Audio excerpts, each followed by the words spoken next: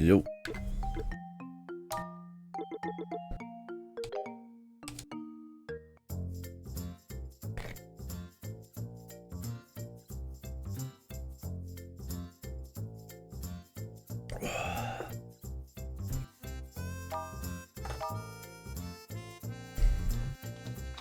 We back.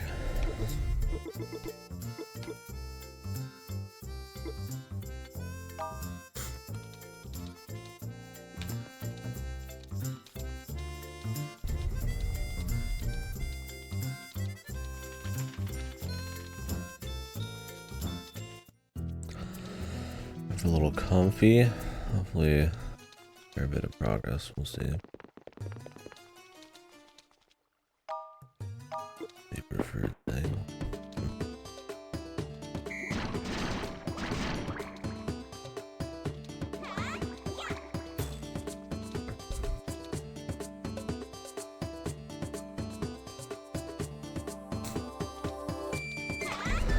My phone too long in the dark.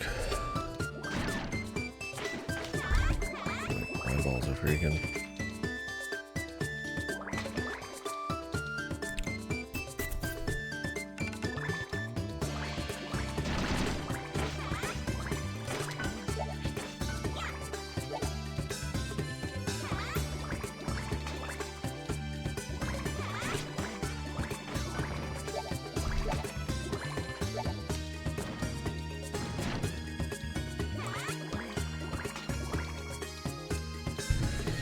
We're into a side dungeon here. Level 7? It's actually one of the few times I've been over leveled for something.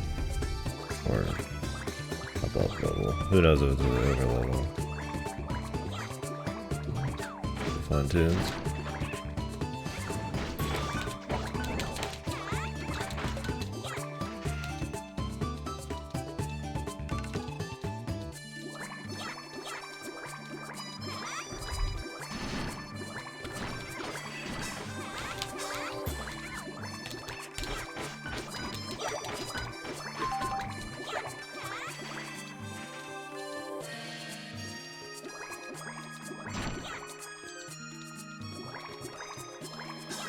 Let's be chilling today, I think.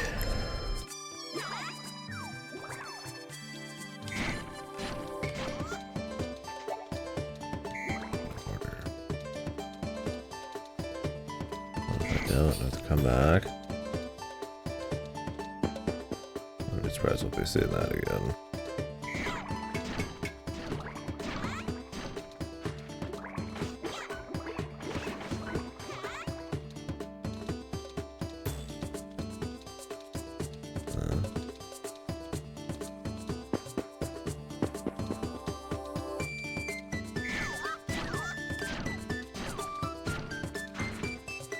Racing.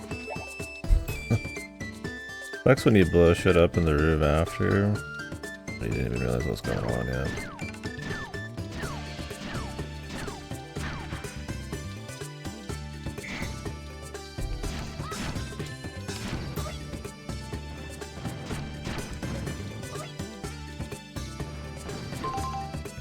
Jesus.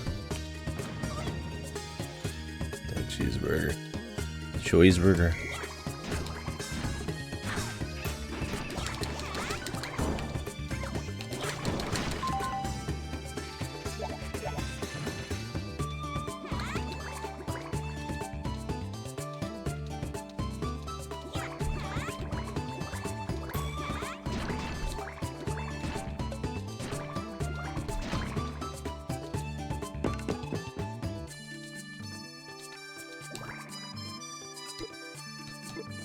Traps are good.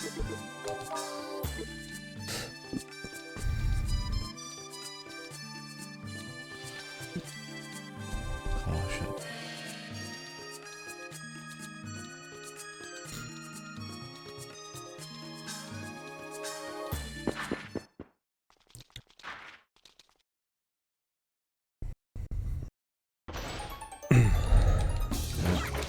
That's one of the dragons.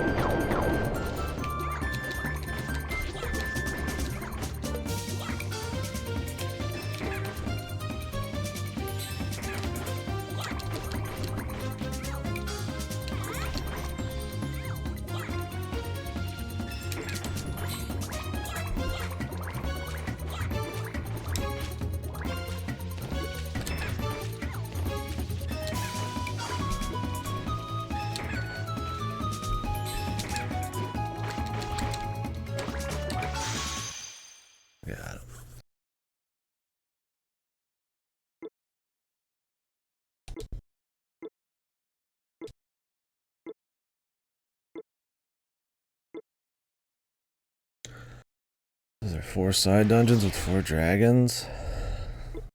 Let's hope they're not super hard to find.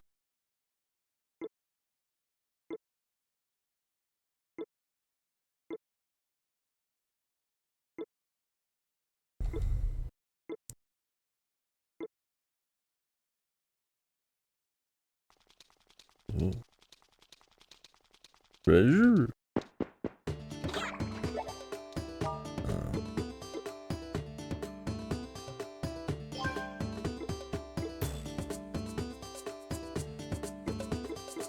What's this do?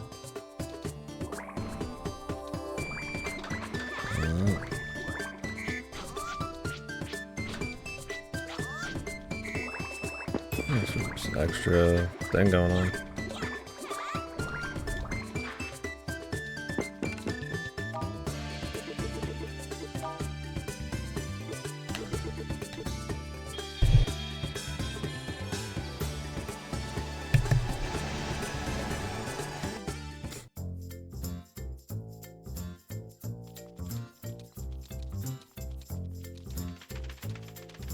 Get off me arse.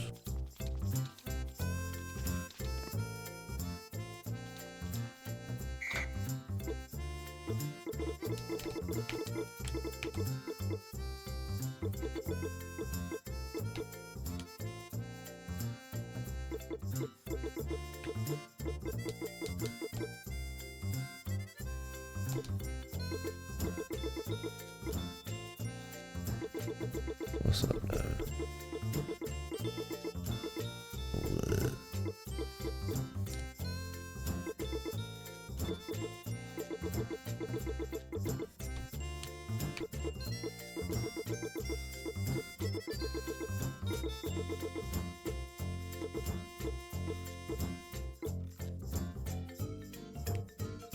We'll be finding much more curry rice.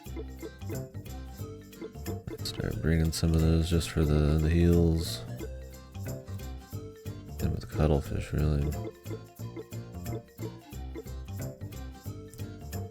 We'll see. I mean, sometimes you get some of these just out of nowhere.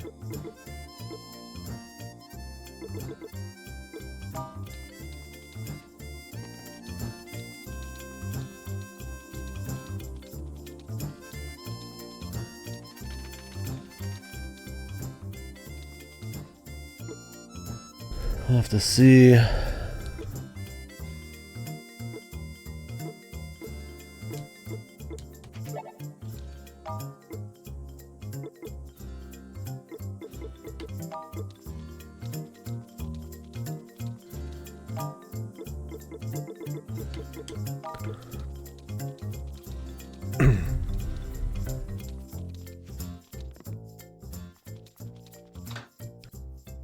I mean, I don't even think there was a hint for that sand. I even tried using that sand in that same area and nothing happened. I just didn't use it how they wanted.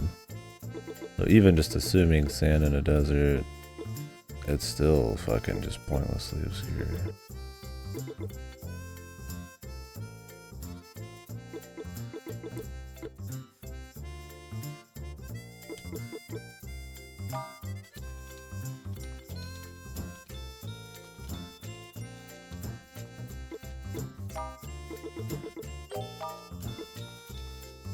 Don't want to say I'd have to use a guide, but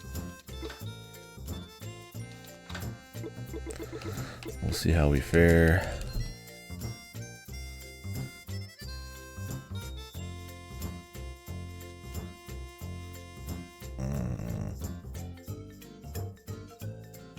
Battery, and the key.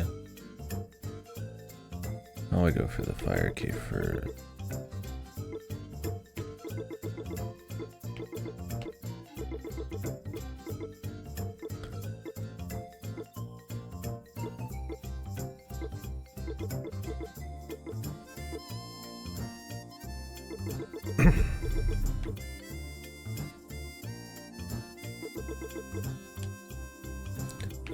So we have these wind blooms and fire blooms too, though.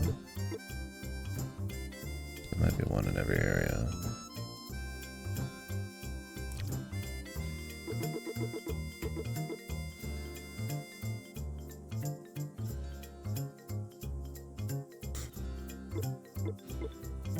don't know which door this specifically is gonna open. I didn't write down the number of the locked door. You know we're gonna have to clear part of that dungeon to get to it.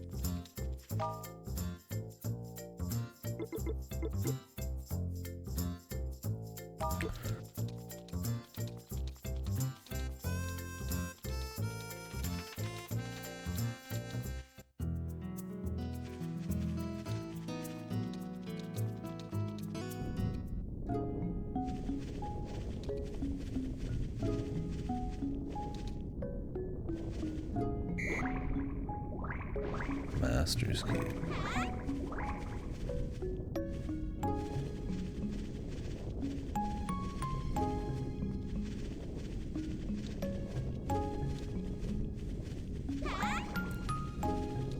Most likely down this.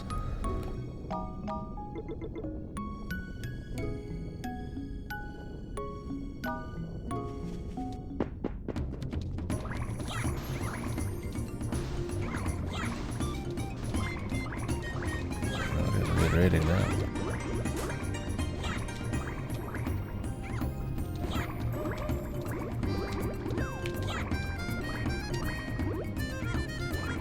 God, that hole's that pocket's so bullshit.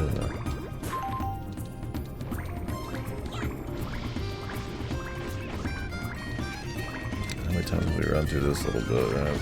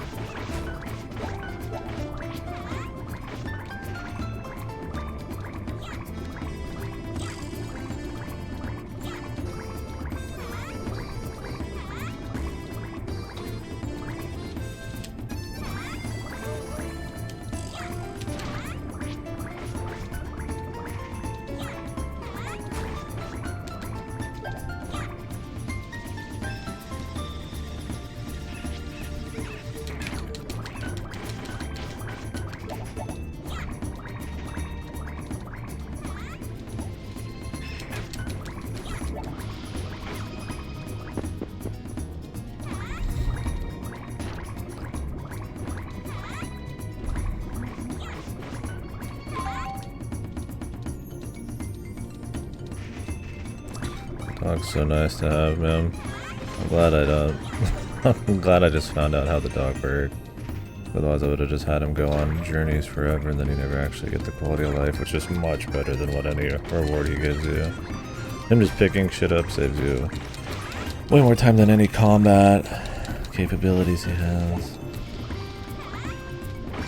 I mean, the only thing you really get from his minigame is empty cans, which I already trashed one. And then level ups for him, which, I mean, it's probably good to a certain extent. But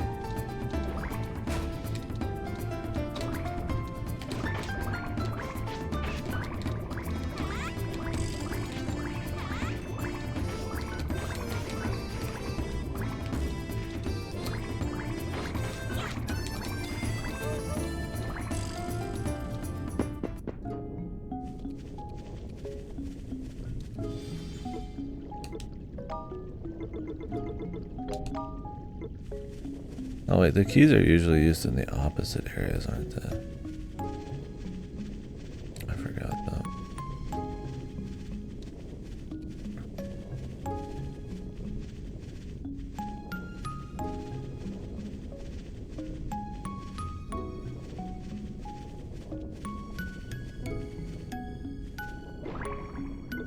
Oh no, never mind. 12 though. Pretty close to 11. So we'll run it.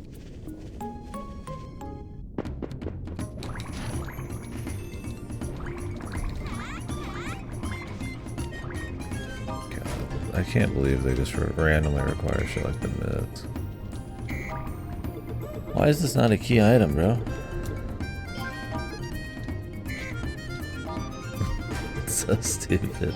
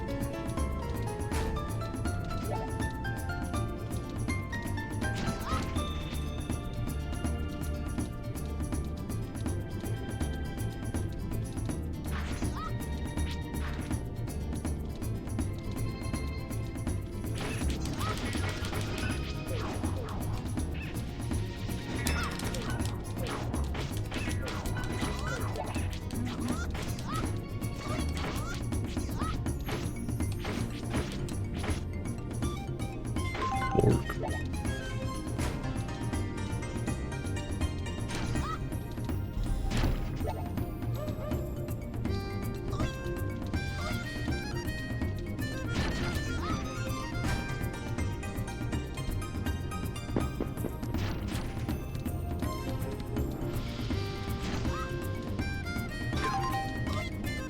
I went to dodge a bunch of enemies and then the shit still fucking fell on top of me, man.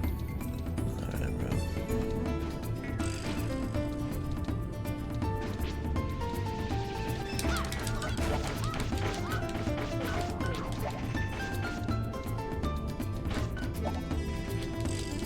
We love game design, dude.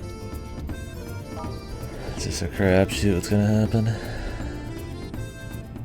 Oh good, this is just a raw upgrade. I don't have a vulnerability to fire.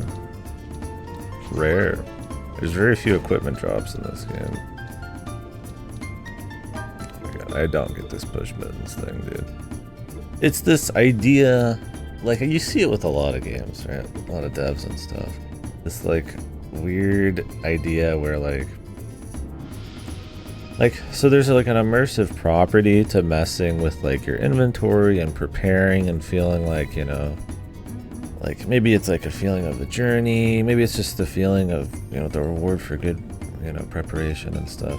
There's a difference between that in a sense of like a stalker, let's say the Pripyat stalker, like the third one, versus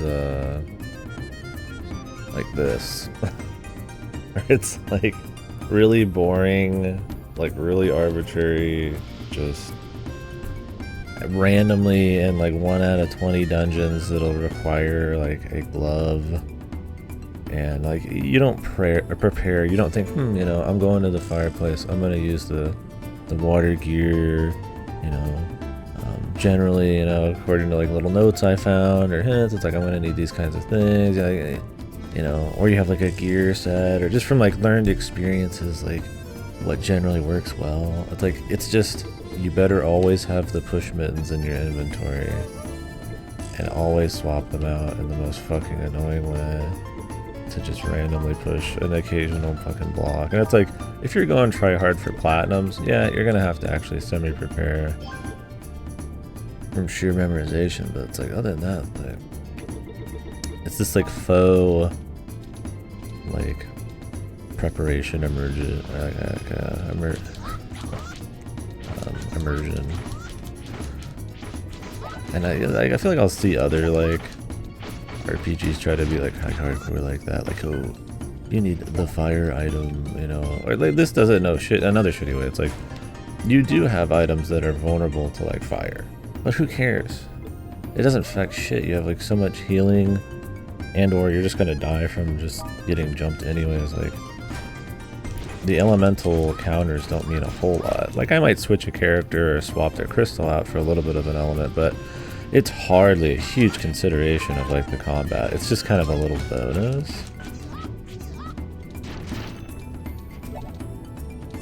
So when you see stuff like that,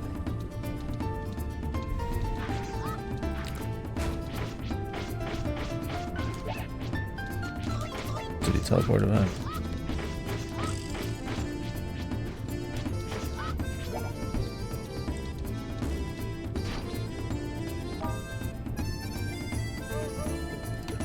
Yeah, I mean, I imagine not much. So it's just like when you see little shit like that, where it's like what do you feel about holding on to this item and just using it randomly? Because I feel like the reward of preparation is so low, because there isn't much thought put into it, there isn't many learning experiences, or there isn't much like you do besides just taking everything. It's like, well, all it really is then it's just a pain in the ass.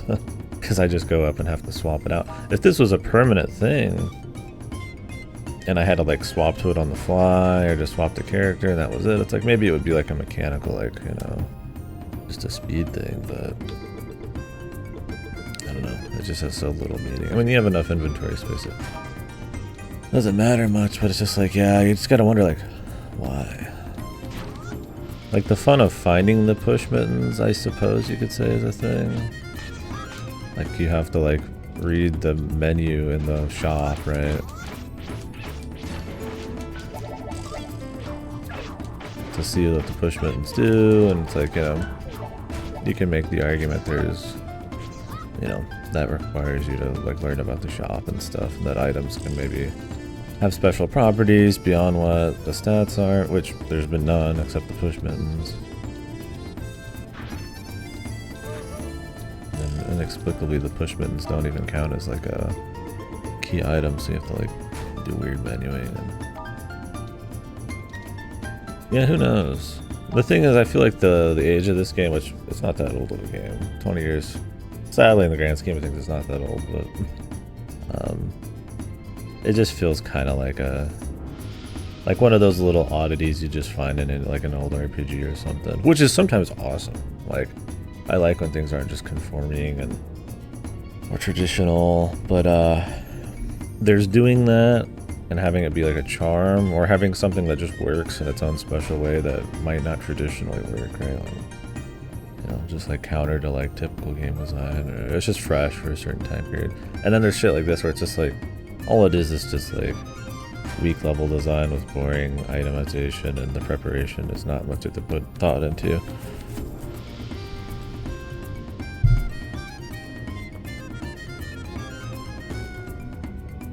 Like, if I was going out on a more methodical, planned out expedition where I knew where I was going, and I learned a bunch of information either through NPCs or learned experiences or something, and I need to prep my inventory that way, and I would get a lot of success from it. Right? That could be interesting.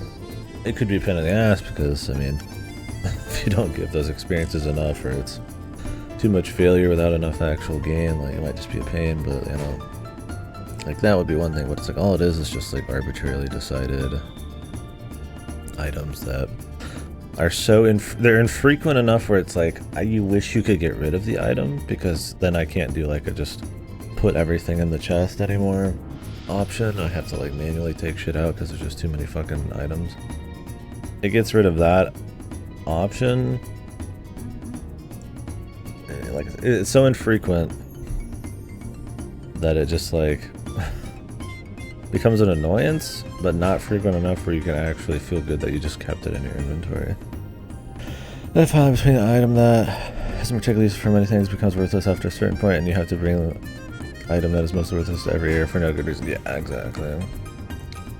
Like, if it was one of those things where, like, you know, hey, you know, now the magnet just pushes everything, and it just works as both. It's like, whatever, that's just like kind of trade anything. It's like just, or it's just internalized, right? You don't have to even mess with it. But.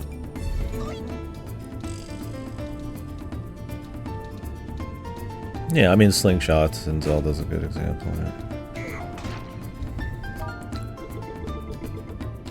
You tend to not ever need a slingshot after you have bows, that kind of thing. Just kind of removes it. I mean, they're still there if you want. There might be like the occasional clever puzzle. Phenotopia does a good job of that. There's things you could argue like remove certain things, but because that slingshots have like an arc, you can make like arc design puzzles, and you know, there might just be side things in general, you can replace them, but there's still like a point to some of it.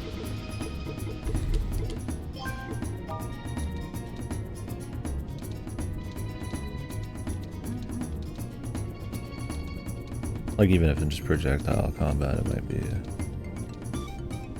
it's necessary.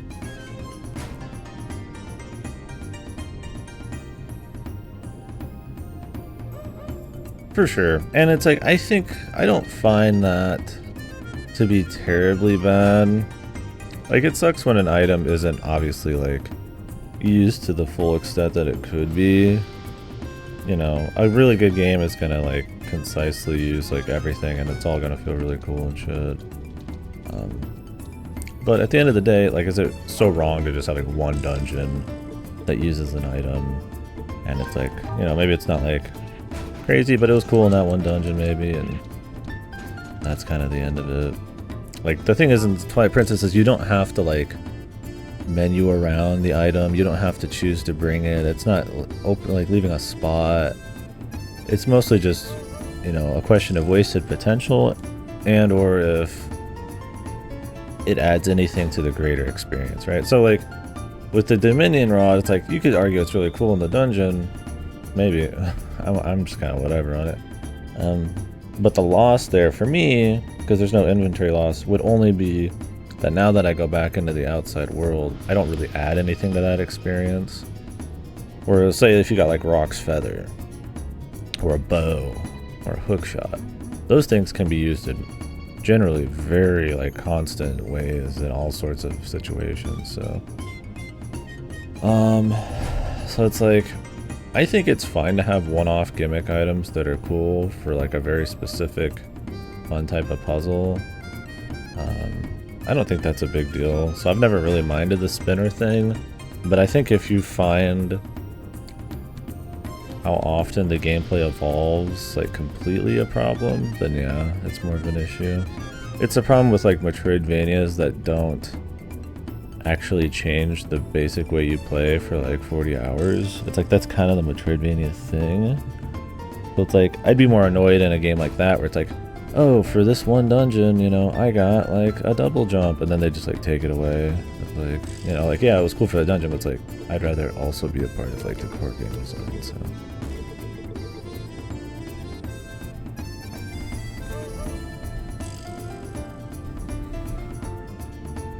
Yeah, I wouldn't want to. I mean, that's another issue. Is like, I mean, if you don't like the item, you don't want to be forced to use it a bunch. So, Dominion Rod being just a quick gimmick, honestly, I don't mind too much.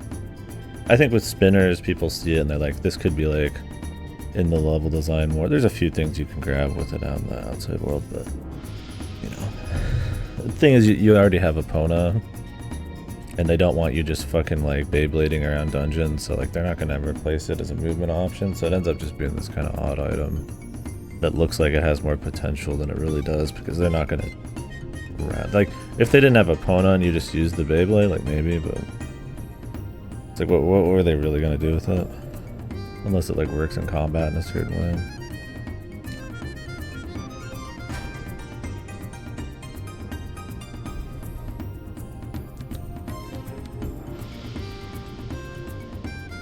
If you double jump as a buff, yeah.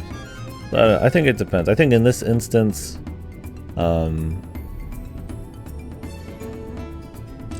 it's a case of, one, yeah, it's not really fun to use the mitts. Two, it's a pain in the ass with menuing. Three, it eats up inventory space. Four, it's like, it happens so infrequently that you just wish you could get rid of it, but then it will pop up again, which sets a precedent for you to keep everything in your inventory, because you might need any of it. So it's a mix of bad UI too. It's like, these things probably shouldn't just be on your bar swappable. They could just be like straight up upgrades that you can just like swap through. The idea that you're preparing in any kind of like thoughtful way for anything in this game is just non-existent. You just carry everything on you. Why wouldn't you?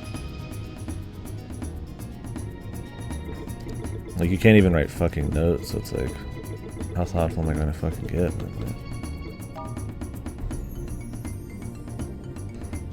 Yeah, so I don't know. It's an interesting conversation.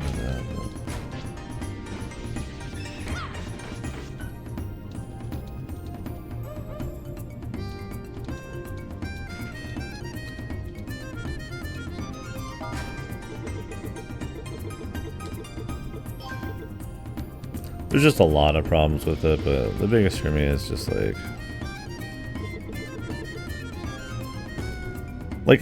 so it'll happen with the magnet too, but with the magnet I can at least just swap between it real quick. Like, it still is annoying, but it's like, with the mitts, it's like I have to go out of my way to like full equip them and unequip shit. It's not a huge problem. It's just like, there's nothing immersive about it at all. But like, you can tell they like thought this was some like interesting RPG, like, role-playing decision, right? Like, oh, I'm preparing for a thing. Like, no, not really. I'm really not. Now you got this. Where, like, the fucking mechanic just sucks. Like it's like getting stuck everywhere.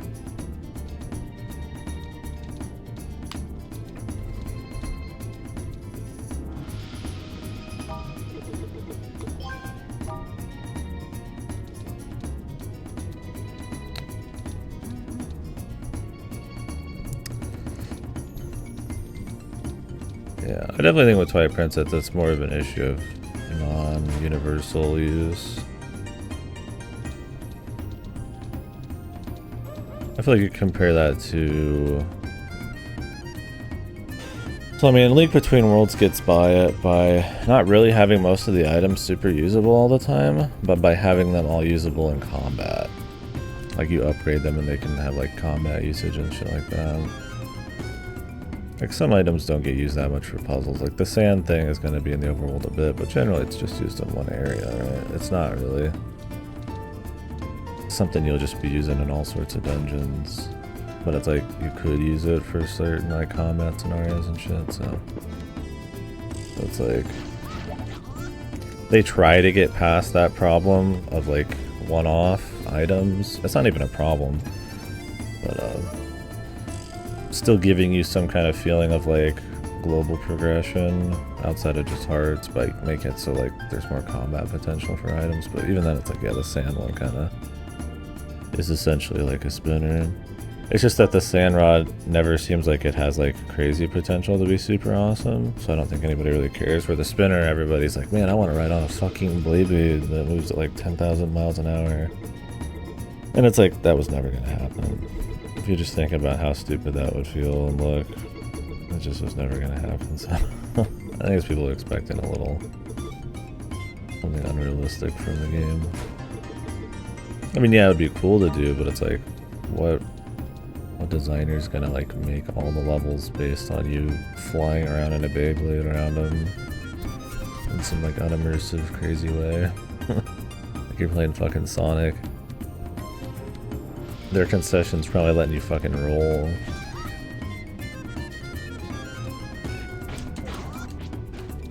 I think it'd be cool like if you got it late and then you could just run around and do it.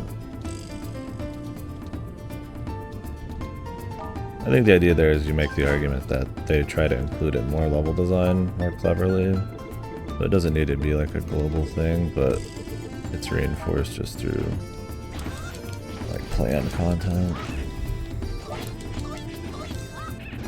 I'm like stuck. Come on.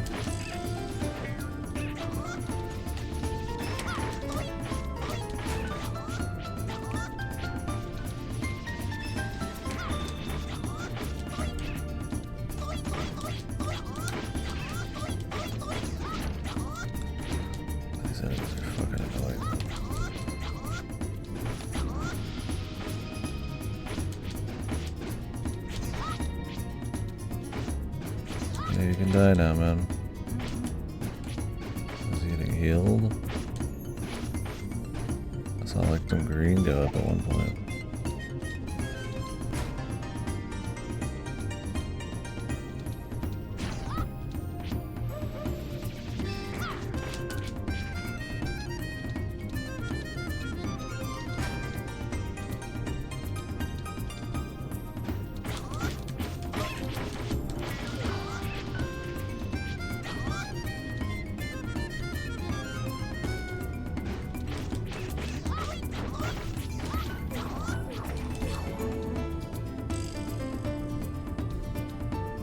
Oh, this game's combat.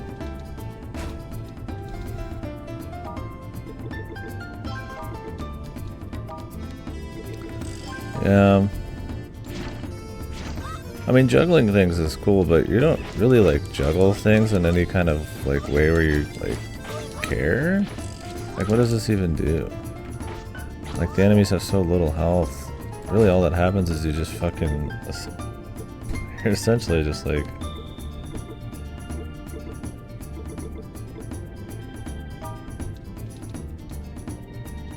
Like, I guess if, like... So compared to, like, Devil May Cry juggling, right? So in Devil May Cry you juggle, you get, because you get ratings, because you can chain you essentially just need a sandbag. You just want to chain stylish moves together on something that like receives damage, right? Without ever touching the ground. It's like a skill test, and the game's like designed around it. And this, it's like you just spam A on it, and you just decide when you want it to die. And half the time, you're just waiting for your dog to stop fucking hitting it so it like hits the ground. It's like you could juggle it to like keep it out of the fight in this, I guess, to a certain extent. I mean, generally things die quick enough for like, it's not a huge deal. It's like maybe you want to juggle just to get more stats, but it's like when do you, or like more drops, which I don't even know if that's really true or not. It's like when do you just stop juggling? How do you know? I don't know. It's like, compare that to like East, or in East, the idea is like busting through as many dudes as quickly as you can because it like keeps building up your like multiplier. So you're just like fucking hauling hard ass through everything. It's like just way more interesting, right? It's funny that this is made by the same company and how much East just fucking like absolutely fucking like dumps on this shit.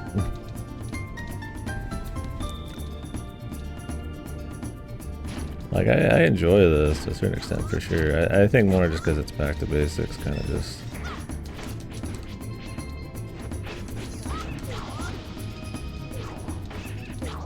And its charm, of course, but.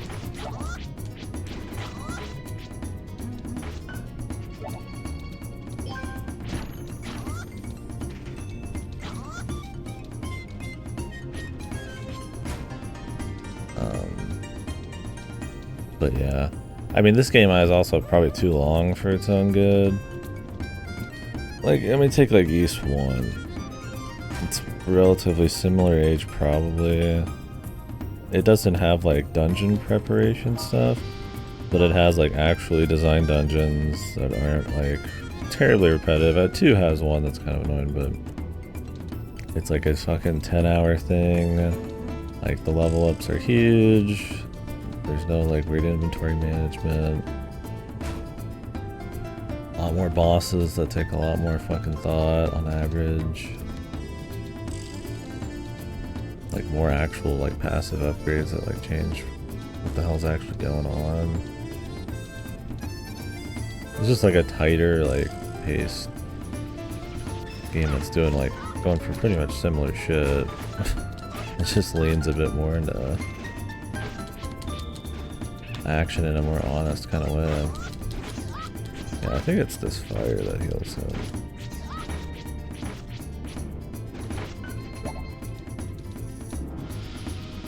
This isn't some like weird Twilight where it's like it's trying to like lower the RPG elements a bit. Just be more of like a classic RPG, but then it kind of like removes builds, much gear thought, and just kind of replaces it with like XP items.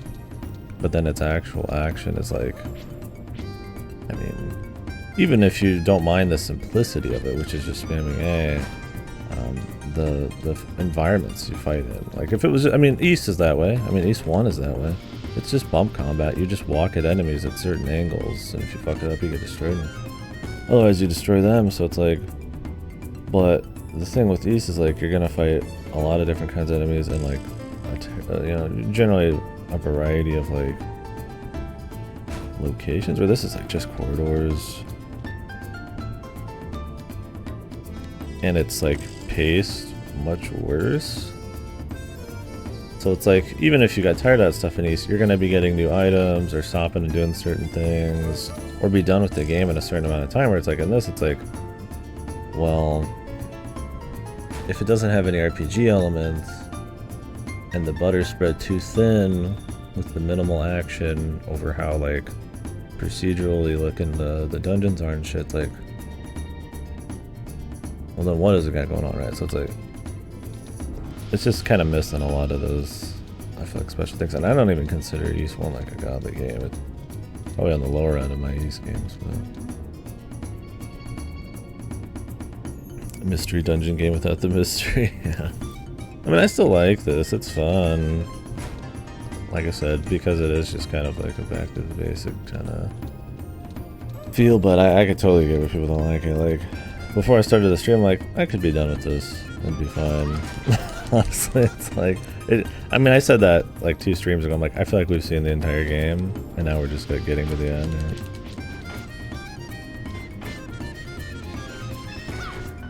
Once you get in there and you're like, you know, grabbing items and shit, that process is still. God, it's fun.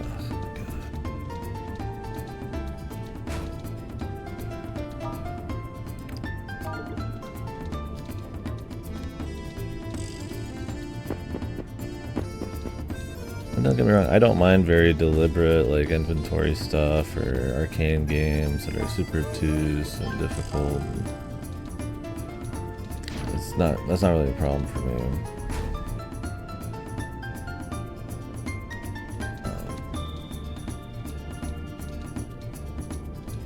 It's more about making it like actually make sense, making it work, right?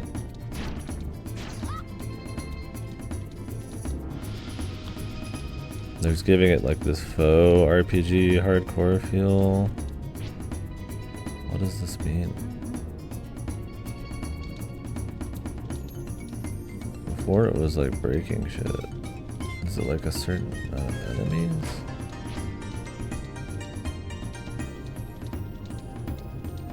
I don't want to run all the way back through this dungeon, but before it was just breaking a certain amount of boxes.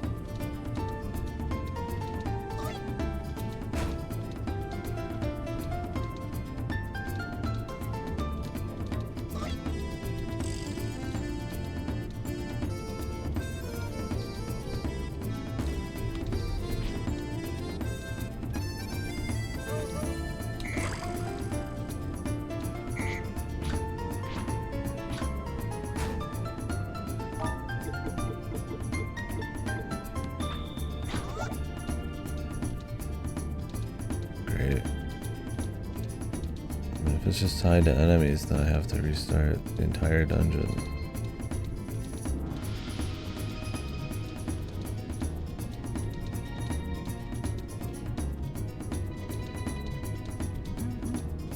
Enemies only respawn when you like fully leave.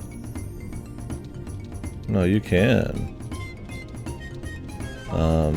It's called Mount St. Kanopi, River Road 3. Like, you can reset these usually, but the number's not changing with the box. Unless I just have to count, like mentally.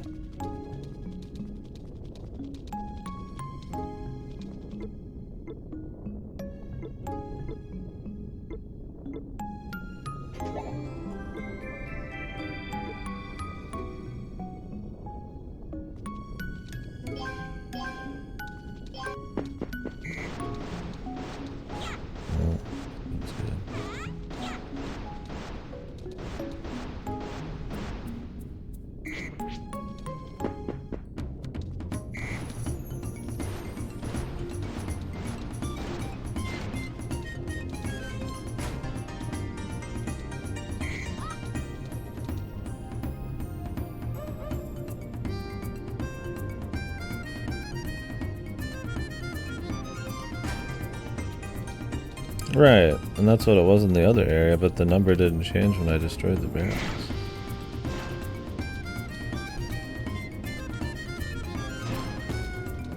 Could refer to something else then.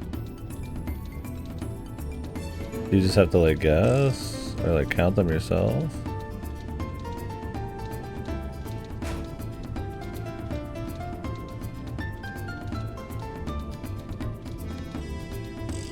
Guess so. There's only one chest.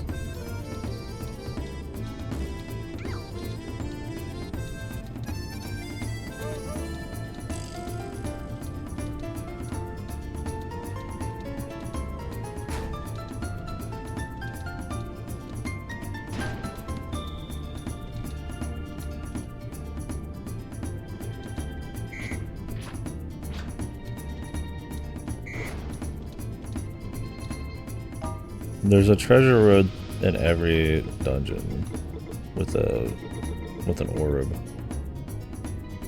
Are you sure you're looking at the Mount St. Canopi one? They just reuse the name Treasure Road all the time because they're fucking special.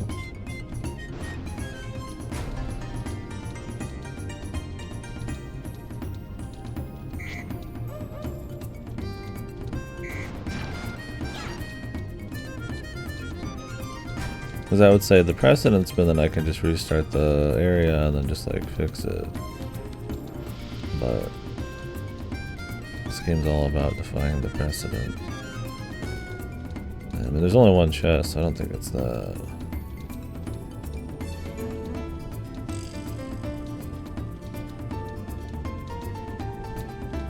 I'm worried that it's the amount of scissor enemies.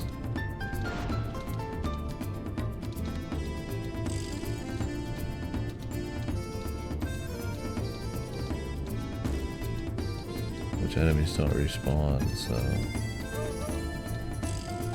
maybe asking me to redo the whole dungeon for their stupid thing I didn't even see. Yeah, there is a lot. Oh my god, no. Gotta redo it.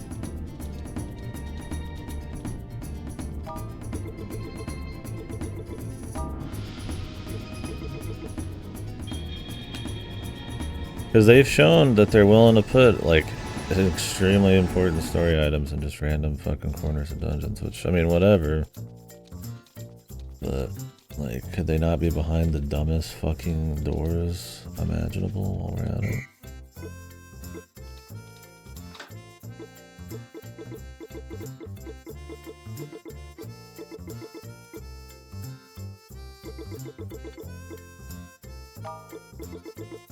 I really wish you could lock certain items in. I really hate that you can't. It reeks of ancients, yeah, bullshit.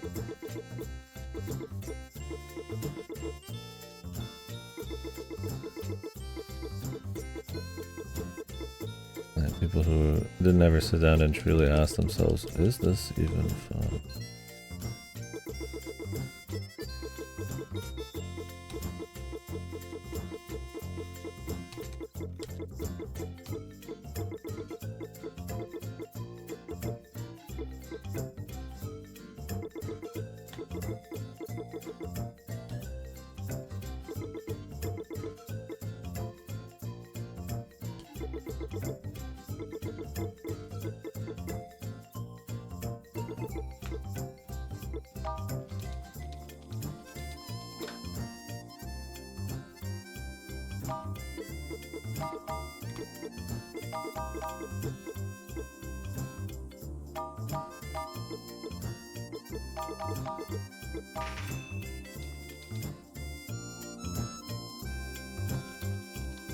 Oh yeah, I mean they're all about giving you reasons to go back and redo levels.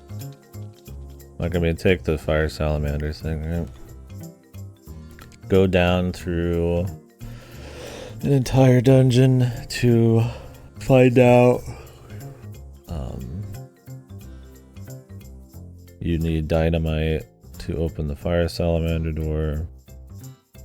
Walk into the door to find a sign 5 feet after that saying you should bring more bombs. Go in there, find out you did not bring enough bombs because there's been no time you've ever needed to bring this many bombs. So you have to go all the way back to the dungeon a second time. Then you get to the bottom of the fire salamander area. So it's been what? 2 times redoing one dungeon, 1 time going through the whole thing. Fire salamanders tell you to go back and get a fucking picture book from your room. So then you get to go through the top dungeon. Wait, 1, 2. First time, second time, third time, 4 times, and the bottom one twice. Purely just because little shit like they put the sign after the boulder, right? You know, you couldn't get X item ahead of time, that kind of thing. And I mean, some of that's fine, right? Like some of that, whatever. If it wasn't just a coloring book, if it was something more interesting and there was like a shortcut maybe, like where you could like go back through the dungeon and like cut off like a little bit, or in this the idea is the replayability is supposed to be fun because, well, you can get more XP and you kind of need it, or well, there's gold and platinum ratings, and if you get those you get items if you ever discover the fucking chick at the top right and figure out what the fuck she's talking about. And it's like, but the problem is the ratings are lame because they're way more easily done if you just overstated. And the thing is, you're never going to be overstated when you're doing the first 6 trips through that area. So it's like, the ratings are fucking pointless. You need to come back and do them for their own sake, essentially. I've only gotten 1 gold because I'm usually doing stuff of level.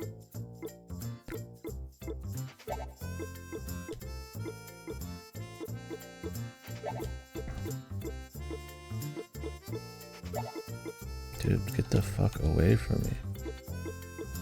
NPCs who pop up just to fucking waste your fucking time. Get the hell out of here, man.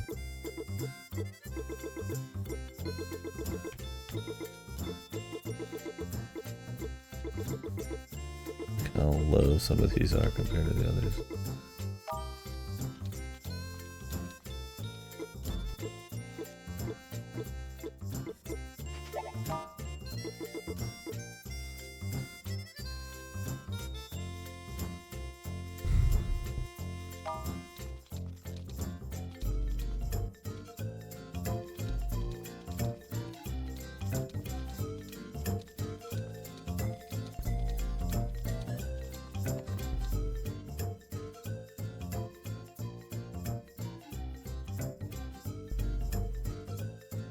Oh, really?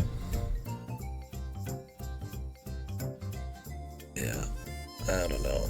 I get the value. Like if you added a bunch of like, ooh, what was this person doing at this time? It would be a spoiler and kind of ruin the pacing and stuff if we told you, but hey, here's an extensive like New Game Plus or side story. A side story would be more acceptable, but you know, New Game Plus where you get to see what's all going on at this moment. She felt like replaying it, but yeah, I don't know. For me, it's like I don't really have much desire to do like a full replay of like an RPG like that. I would like to hope it would just be more like interesting than really like a requirement for like the series going forward to understand what's going on.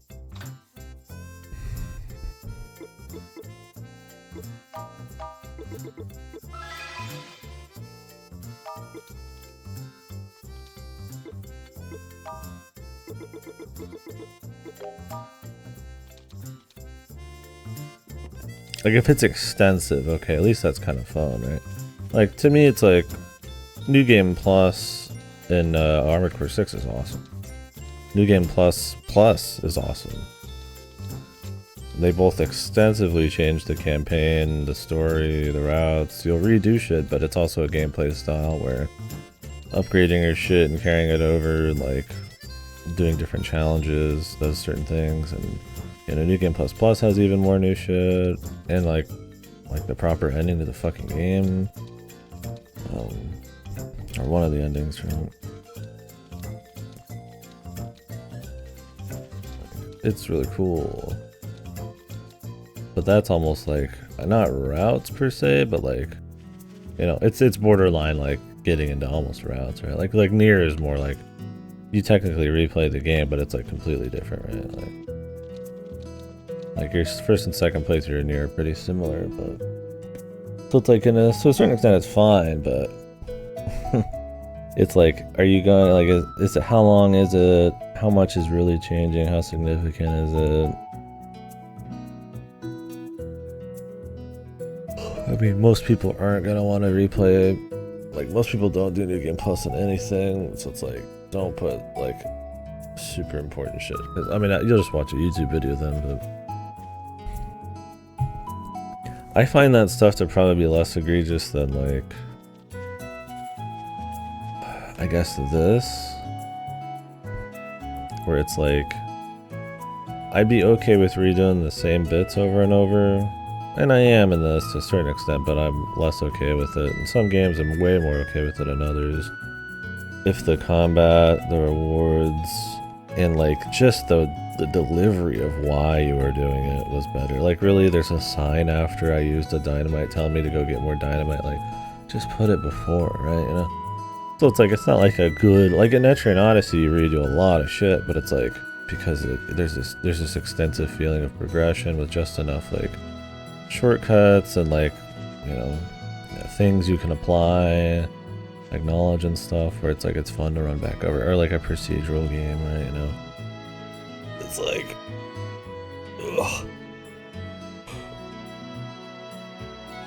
So I don't know. In the case of Cold Steel, I'm not sure. Yeah, and that's a thing too. It's like I don't want to replay something that generally isn't fun to replay. That's what I'm saying in this. It's like I have fun just running through it. Do I want to go through every dungeon 10,000 times for one item? It's like no, it's not that fun, man. You know. And I mean that's probably hard for a developer to ever be like, yeah, you know, our game isn't that fun. We should probably not make people replay it if they still want to be a part of our series going forward. And need to know all the story content. So it's like it depends on how important the content of the story is, because that's another thing too. Is like, well, what if the story stuff isn't that important, but it's interesting? Then it's really only useful for the people who just feel like doing New Game Plus, and it's more of like a spice than it is truly something like, you know, actually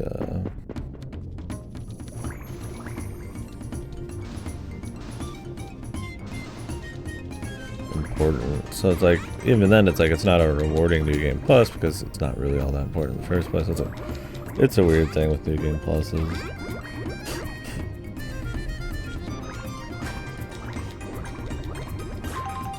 New Game Plus in my opinion is just supposed to be something generally. I think if you're not going to make it like an Armored Core where it's like super like a super special, like this is just like part of the experience, you should just replay it right then, because you know it's essentially just like new missions and new story and stuff. Then just make it where it just makes the act of wanting to replay it just more like more interesting, right? Like Resident Evil 4 is like one of the most awesome games to like replay because the New Game Plus is really nice. The combat really works with like, you know, getting more currency and like buying shit, and then that carries into New Game Plus and you unlock special things you can buy, and so it's like it works well with that. And the gameplay, New Game Plus isn't going to give you like a bunch of like new story stuff in particular. It's more about just making the act of wanting to replay what's already a complete package like more interesting. I don't know, you'll see some stuff that's like in the Twilight, yeah, and they like fuck up the commitment. Where it's like, oh, we try to add a little story, but it's not that important. But it's like maybe just important enough where it's like somebody might replay the game when they don't really feel like it that much, and it's just kind of like a pain in the ass. It's like, but I want to know the whole story, right? Or they don't add enough interesting like actual mechanical things to make like the idea of replaying it that fun. Because like maybe the story stuff isn't that juicy, but like hey, the game's fun and they add all this junk to make replaying it interesting. It's like I don't know, some devs just won't do either. I'm fine with just it never existing, honestly. But if you're gonna do it, it's cool. Yeah, preferably just not fuck it up really. I think having a basic New Game Plus is good though.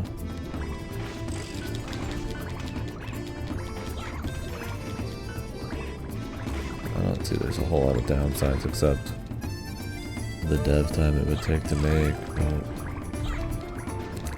I mean, even a lazy New Game Plus could just have you have full stats against low stat enemies, right? Like that's fine, just put it in, right? Just get rid of key items and make sure the game's not gonna bug out. Like generally I don't care. I don't do a lot of New Game Plus. I do in some games, but generally I'm not too worried about it. I like to play from scratch anyways. But like, it's pretty harmless just to add it in. And I can't imagine, like I said, it takes too much dev time. As long as you're not trying to make a new game plus it's really competitive, it's like something with like a lot of value, right? Like if New Game Plus is like, okay, we're going to make it so that the enemies start at your level and it's got a whole new progression cycle, and you know, we're going to have new abilities that you're going to be unlocking and you're going to be able to finish out builds. It's like, okay, well that's a different story, that's a lot more effort.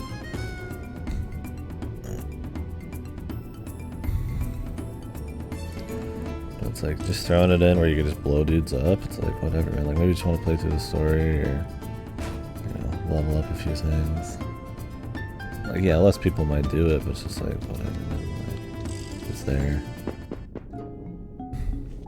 Oh, I wonder if I would have got gold if I just ran in there quicker. Probably not.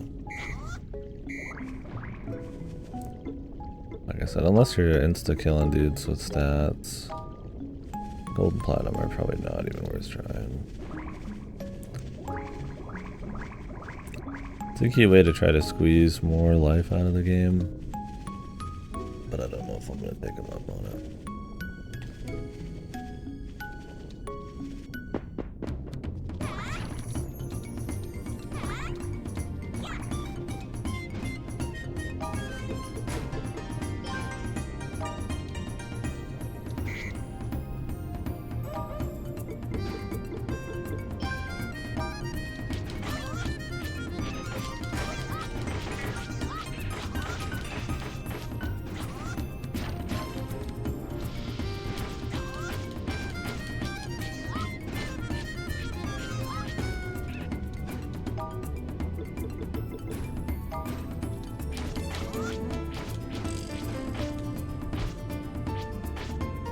When do we stop?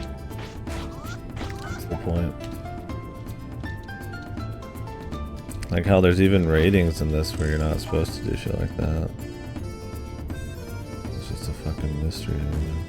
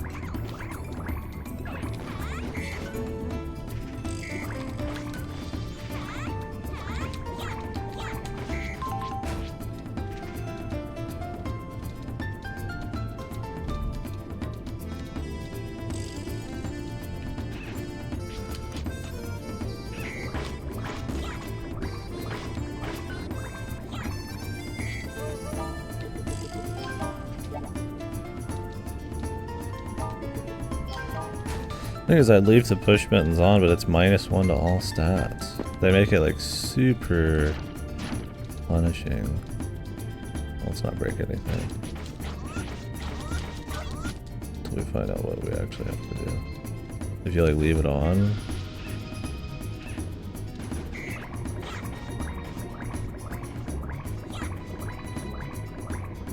you're just like, and it's not a key item, so to like swap it, you have to do like menu work every time. You're just like, why? Like I said, for how rare it even is.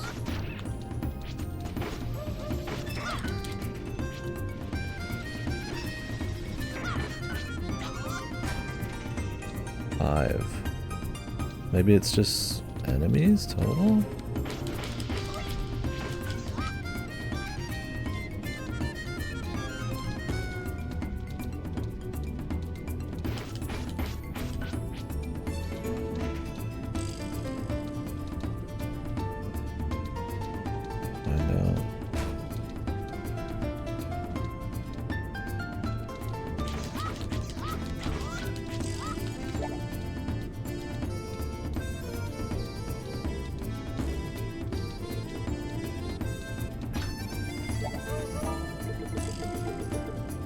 a 300 XP fucking cheeseburger.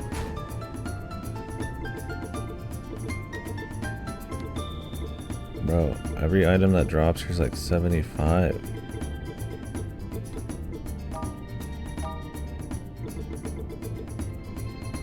Okay, I forgot to buy a warp too. Now we gotta run back through the whole thing in reverse.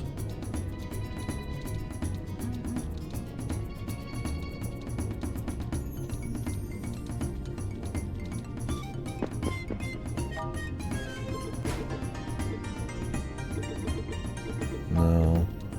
I probably noticed that my fucking inventory was so full of food that I just dumped everything and then I forgot to pull it back out.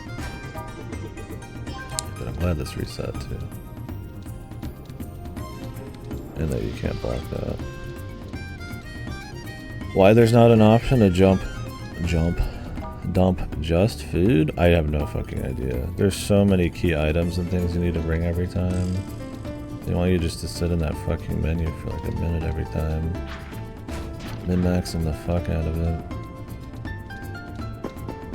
It's like I'm not gonna like individually store all my food, man.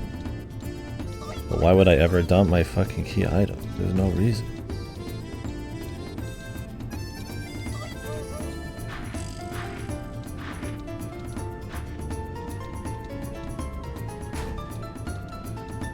This is why games nowadays have like locks you can put on items. Because believe it or not, while people might like mess around with their inventories if it's actually a thoughtful part of the gameplay, usually they don't want to just do busy work. I mean, some people do. Some people love to play games just so they can work, but like... There's of course some amount of friction and work that like is fun, of course, but... kind of the whole point of games, but it's like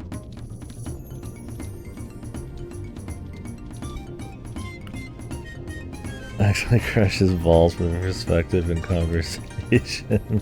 What do you mean, man? I didn't play this for perspective or conversation. I booted this up because I just wanted something comfy. It seemed like a nice chill time.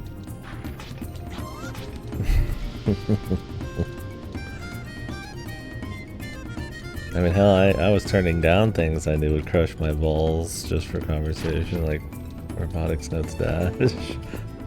Just to play this. How comfy we feeling? I mean, it's still a comfy game, but it's definitely not like that breezy kind of like fun gameplay kind of comfy. If it didn't have as much tedium and like little issues like that everywhere, just that added up, it'd just be like a fun little dungeon crawler thing. Like if it just had like a tighter leveling system, a little bit better quality of life, you know, like the menus not being shit, more permanent upgrades, less, hey, I got an upgrade, now I have to leaf through my menus for 10 more hours. Like, I mean, it would be a nice pace thing, right? You just keep moving, you just go, you know, you're having a good time. I find that games, even if they're not giving you like a very like special, unique, like X factor, or like, you know, like mechanically like cohesive like experience, if they're just paced well, you can get away with, I feel like, a lot of like simple stuff, right? Like if you just don't like annoy people and you just kind of keep it trucking, like a classic kind of RPG, like something like Dragon Quest 1 to 2 is a great comparison. 1, very tight, lean ass fucking JRPG, works great for that. 2, the same mechanics, most of the same like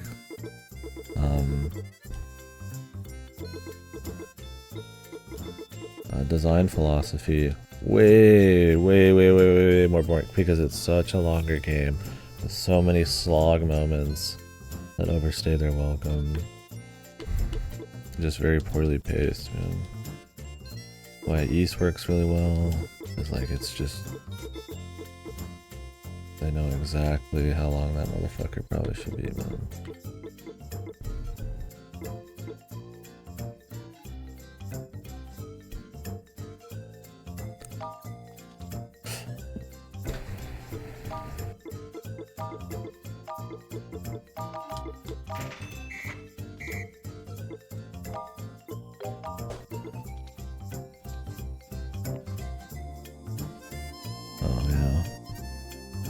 Max out the ass.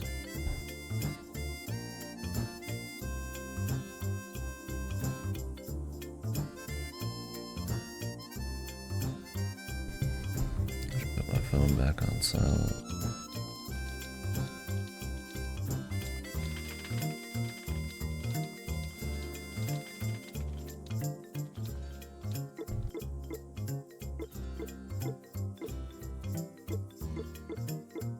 Even simple shit like this.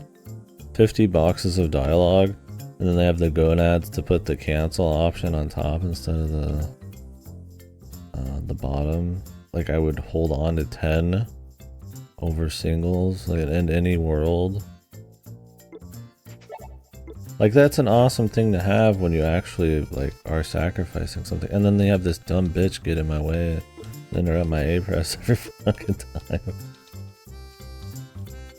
There's just like little things, and they're individually not a big deal, but there's a lot of little things. It's a death by a million cuts, man. Sort of problem.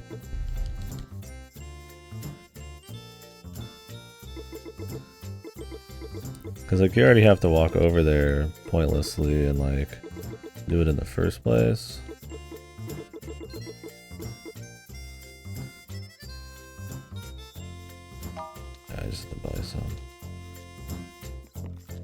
We can at least, you know, make it quick. Because what's the point otherwise? Like, I'm not having an interesting bartering conversation with her where I'm like picking between different items to get like the perfect like combined item. I'm literally just going there for the millionth time, dumping 10 of X for 1 of X or 1 of Y or whatever, and it's like you might as well just make it simple, right? There's nothing immersive about it. It's not a big deal individually, but it's like you just ask why.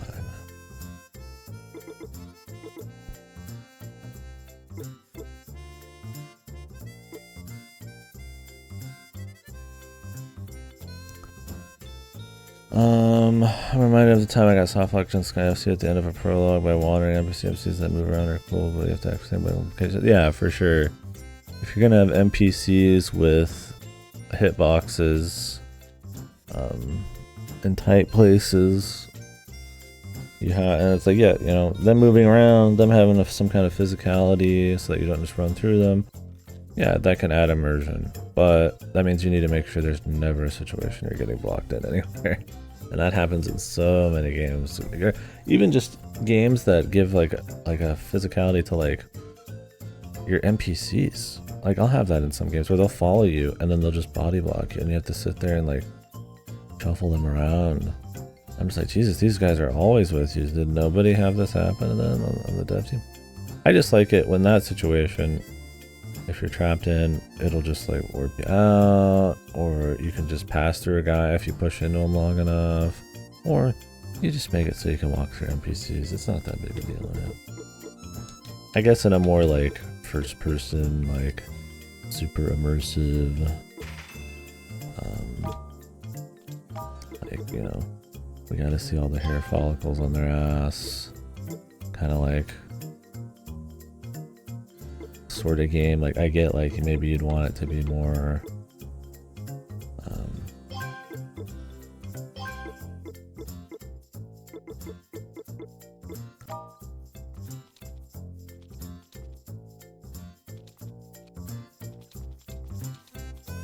you don't want to go just like walk through dudes, but yeah, it's like if you're not gonna design the spaces right, or NPCs reacting, like they'll move away from you when you push into them or something, like then just don't do it, man.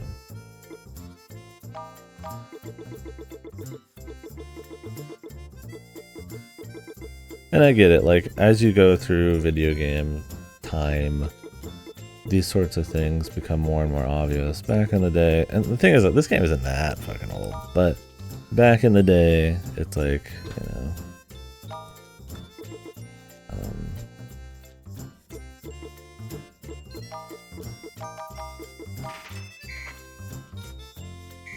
these things were probably less apparent. And on the flip side, there's the problem with, well, you make all of these quality of life concessions, and sometimes they're not quality of life. Sometimes they're integral to like the immersion or some part of the gameplay or something. So it's you gotta. I feel like you gotta have really like have an eye for it, I guess. And think about the implications. Because I feel like I see people nowadays talk about, you know, just a little. I mean, I've seen memes about it. Like, oh, just a little quality of life, right? Like, no biggie. As like a joke when it's like a full cheat thing. The new Tomb Raiders was a good example. The Tomb Raider reboots, not reboots, the remasters. You can take the yellow paint's a good example. Some people would call that quality of life, where I think it's a huge integral part of like level design and pathfinding and shit. But in Tomb Raider, the remakes for the original trilogy that just came out, which seemed cool. You can go into photo mode, right? And like just fly around. So it's essentially like a drone. And like everybody uses it to like, because if you've never seen the original Tomb Raiders, they're extremely dense, full of secret areas, full of blind jumps, super punishing. Like you have to go back and do all sorts of shit. So you can just use this to like just move around. And so the meme is like, it's like, oh, it's just a bit of quality of life. it's clearly like, you know, like just a way to like essentially cheat the intended way of playing the game. And it's probably more fun because of it, but it's like, you know, like people, I feel like know nowadays, like that quality of life has, I feel like, been adopted to be like, in some cases, just like a very easy mode kind of thing.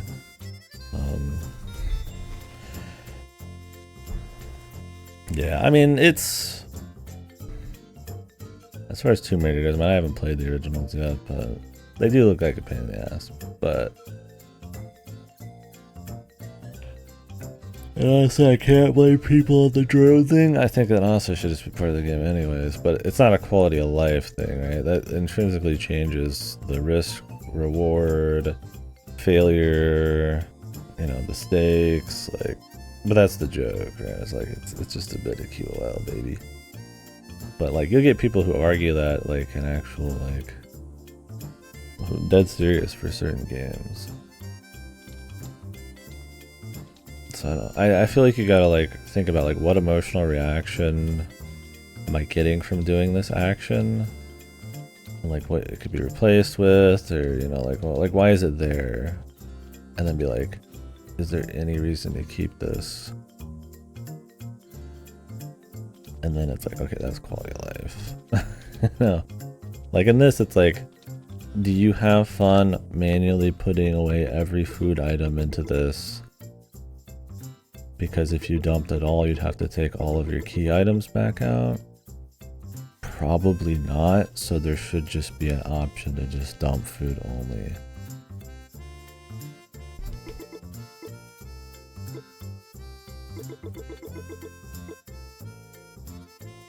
Or lock items, right? So it's just one of those deals where, I mean, you'll get some fuck. That's things, you always get some fuck who would argue it, I guess. On the grounds of like hardcore or something, right? You know, my argument would be like, also, you know,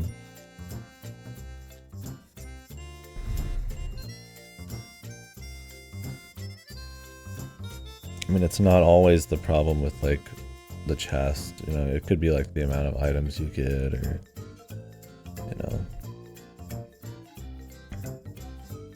like how many items you need to trade in. It could be, I mean, there's just so many different ways you could like get rid of it or fix it or change it. In this situation, it's the easiest band-aid would just be to just dump food only, or pull out food in like tens, or the lady just, you know, you make some goofy story thing and it's like the lady just, you know, you can walk up to her and be like, hey, you know, I sent somebody over to your chest, here's the items you have 10 of, you want to swap them out? I'm like, yep. Or your chest in your inventory, and it's like, whatever, you know. I get the idea of like going to this place, wanting, like, I guess there'd be an immersion thing, Hey, I'm walking around town, you know, hey, bada bing bada boom, I'm in the fucking place. And I'm like, hey, I got 10 of X items that I stole from a dragon's ball sack. Would you like them, glorious innkeeper? And it's like, okay, you know, that might be immersive the first time. You're making like a trade or something. But that it's 10 every time. You do it thousands of times. Always the same dialogue. Always the same area. It's not immersive. You can't make the immersive argument anymore, right? Like, so you might as well just make it less of a pain in the ass. Because all you're doing is just killing the pace.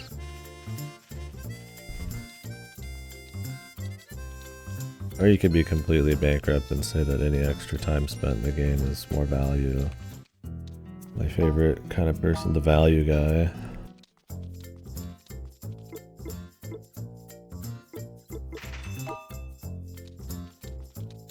Like, yeah. Spent 10 hours getting my fucking nuts nailed to a fucking table. But hey baby, I got my money's worth.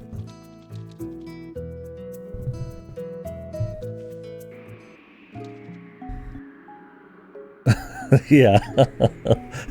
Like, I mean, value is important. There's a reason it is a part of like the conversation. Like there's a value proposition there where it's like, you know, yeah, do you want to spend $80 on a 1 hour game? Like, there is an argument that yes, it might be worth it, but it has to be that fucking like this transcendental experience where like you were just on another fucking world, right? It's just like that's not really the case kind of thing, right? So it's like, transcendental is the word I'm looking for. Transcendent experience, right? That's what I'm looking for. It's balls, yeah. And I mean, obviously money that's totally different to everybody, right? I mean, a bazillionaire would spend, you know, $1 million on a fucking bushel of fucking bananas and he'd have no fucking, he doesn't even know because his aide's out buying it, who he pays a fucking $1 million a year for. So it's like, it doesn't matter, right, to that person, but it's more about like the average Joe. And for me, I think of stuff, I guess, less on the dollars because I tend to play stuff always super cheap and more about just like time investment compared to like, you know, what it is and how good it is. And there's certain kinds of games that can only really be created that, you know, take a lot of time, like certain RPGs. So it's like, I don't know, I guess you just judge them all on different kind of levels, but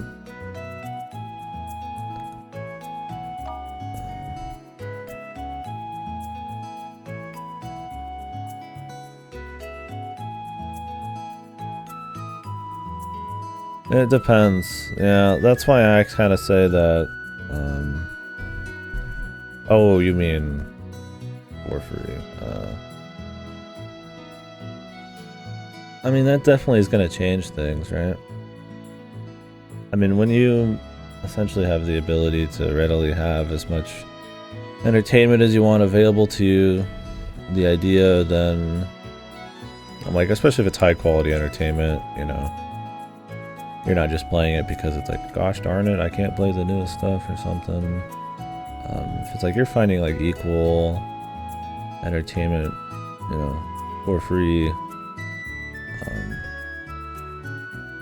it's going to be a lot harder for you to probably justify spending $1.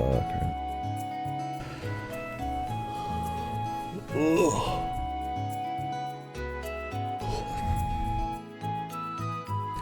I think it depends on what you consider value.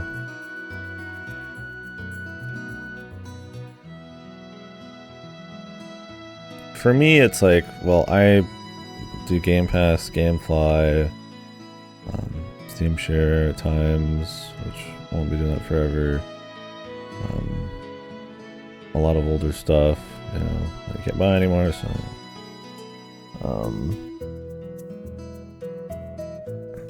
lots of sales. I only buy shit on sales generally. Those things add up, and that I'm willing to play just about anything. Add up that I have like I have very little desire to spend like $60-$70 on anything that isn't extremely up my alley. It tends to be just multiplayer stuff because I can't rent those easily, like Monster Hunter. So it's like, I will just buy those in extreme circumstances because it's like I've just got plenty of other options and entertainment and stuff like that for the stream. Now, so to me, a $70 value is very particular. Or for some people, they don't maybe have they don't use Game Pass, they don't use GameFly,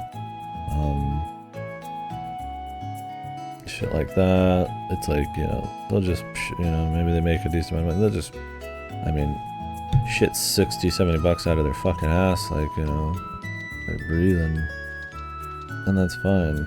So for me, I think the money conversation is interesting, and it does matter, but I find it's such a personal thing. It's pretty much just talking about your just subjective video game tastes more than it is some kind of quantitative, like, objective thing that we can just be like, oh yeah, the value on this is bad. I mean, there's obvious things that are bad value because like 90% of people would say it's bad for their particular taste, and that's kind of most discussion, right? But because I mean, especially when you're dealing with art, like, I mean, a lot of it's just subjective. But you know, like a remake of a game that came out not that, like Last of Us 1, most people would say that's not a good $70 game. The remake of it, it's not that old of a game. It's already been ported with up-res graphics. Generally, that got flack because it's not a good value proposition. Right? Like, it's not about hours in that case. It's about new experiences, age, competition within, you know, not competition in the greater world of games, although that matters too, but that there's already 3 versions of it, and you know, that kind of thing. So obviously cynicism too plays in, but that I feel like isn't really have anything to do with value as much as it is gonna just give you kind of a bias when talking about value. It's like I'm generally gonna be very cynical about like remakes and like games that beat the same dead horse. It's like I might be a little bit more harsh in areas where, you know, not even notice it just because it's like that kind of product. Like remakes for me are more than just their value proposition. It's more like what they stand for in the industry as much as anything. So yeah, I mean with Monster Hunter I'll always just buy a full price day one. I did that with FF14. I probably still will next time. The thing is multiplayer stuff, it's like there's a time bomb on some of those. It's like you kind of get the full experience. It helps to play it right then.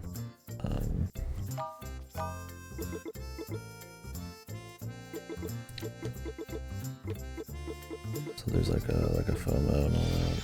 Whoops, whatever. I mean, it's good XP.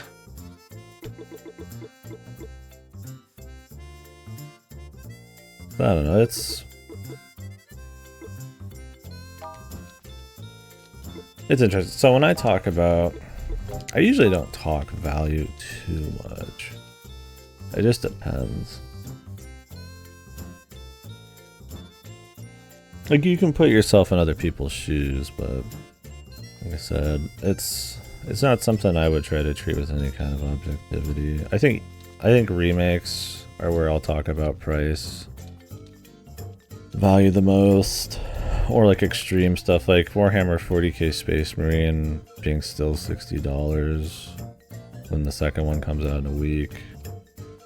On sale it's 18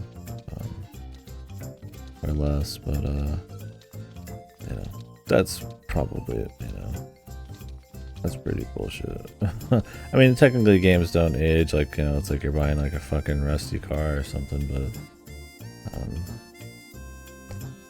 the desire for new thing and stuff. Yeah, VNs are really bad about it. They tend to be very expensive usually. I mean, like Sasonia is still like still $30-40. Granted, you'd argue, well, VNs take 40-50 hours to get through pretty commonly. You know, it might have took one person a super long time to make it. Why shouldn't they charge this price? Well, one, you could say tradition. Two, which doesn't have as much weight. Two, I mean, the actual cost of the item. VNs are low budget. Like, that's kind of where I feel like people would generally make a good argument for VNs. Probably not. Should not be like $50-$60. I mean, yes, it might cost an individual a lot to get all the sound and the voice, and the which voice isn't necessary, but you know, maybe they want to do that, and all that kind of stuff. But like usually they're lower budget affairs. So when you look at one, you're like, it was like $50. You're like $60. It's like,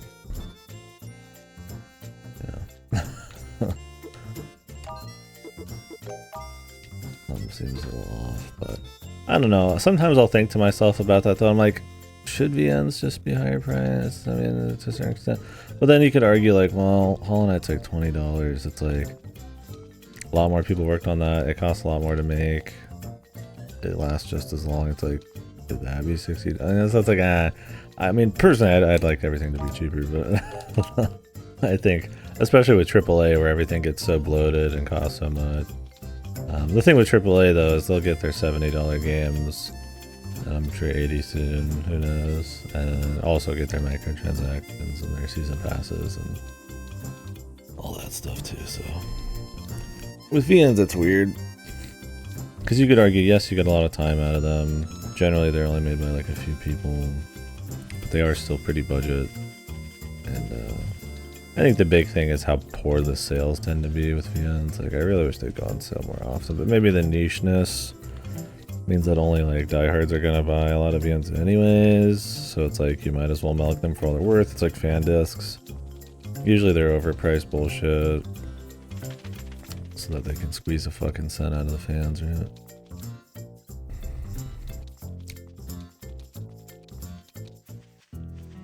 Oh, yeah, in terms of marketing and shit, I mean, yeah, viral, peer pressure, FOMO, everybody else doing it. I mean, that's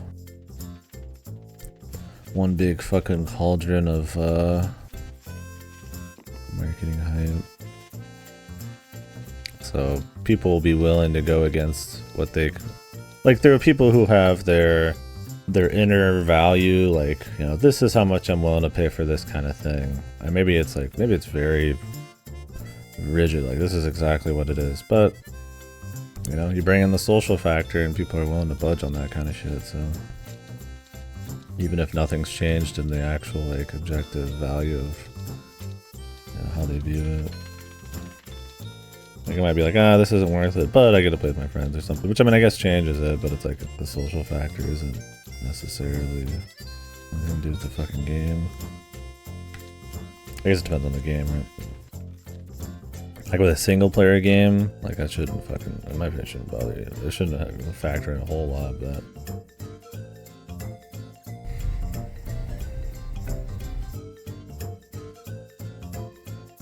Because I mean, I'll do that with to a certain extent for discussion and shit, but I also don't have to invest a whole lot.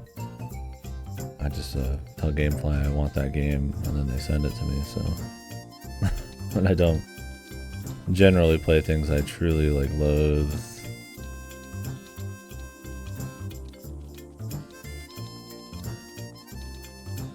To have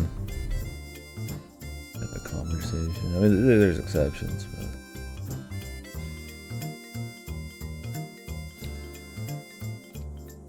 I just don't like drop games, so I feel like you'll find me shitting on games that I play more often than it seems. I usually go in good intentions. I mean, there's definitely your games like your Ichikoshi ones and stuff. So I was like, I mean, you want them to be good, but it's like you're going in like, okay, this is gonna be fun. Or your morbid curiosities like Buddha 2 and 3. Social, I guess it's, I don't know, it's weird. In a way, it's like social pressures, you could say, but really it's also just like personal interest beyond, like, that's a tough thing. That's why I say value is always such a weird deal too. It's just like, to me it's like, do I expect Uda 2 to be good? It's like, not really. I mean, I play it for conversation to a certain extent, but I also just, I'm interested in it and like just a personal level, even though I know it's not good, because I derive some enjoyment from like maybe game culture or impact or history, or just like having a rounded experience, or just seeing like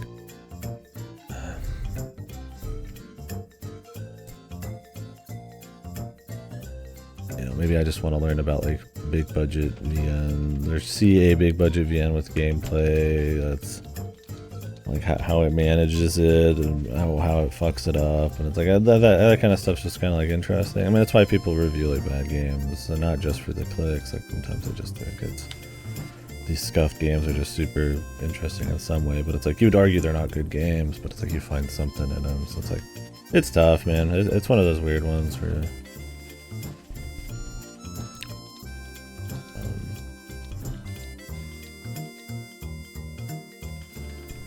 there's all sorts of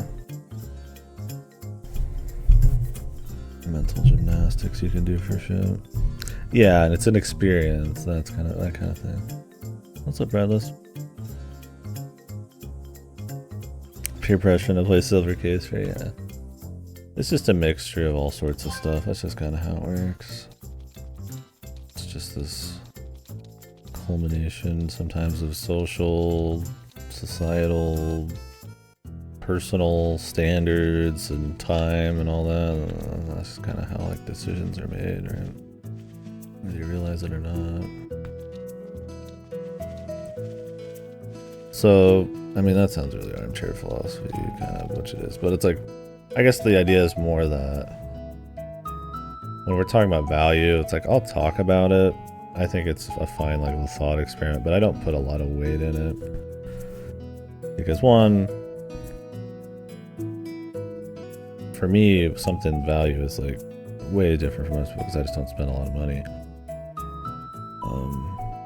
Even if I try to put myself in some shoes, it's like, you know, that only matters so much. Even if I explain where I'm coming from. But time, everybody has like time. I feel like that one you can all more readily talk about. Did I save?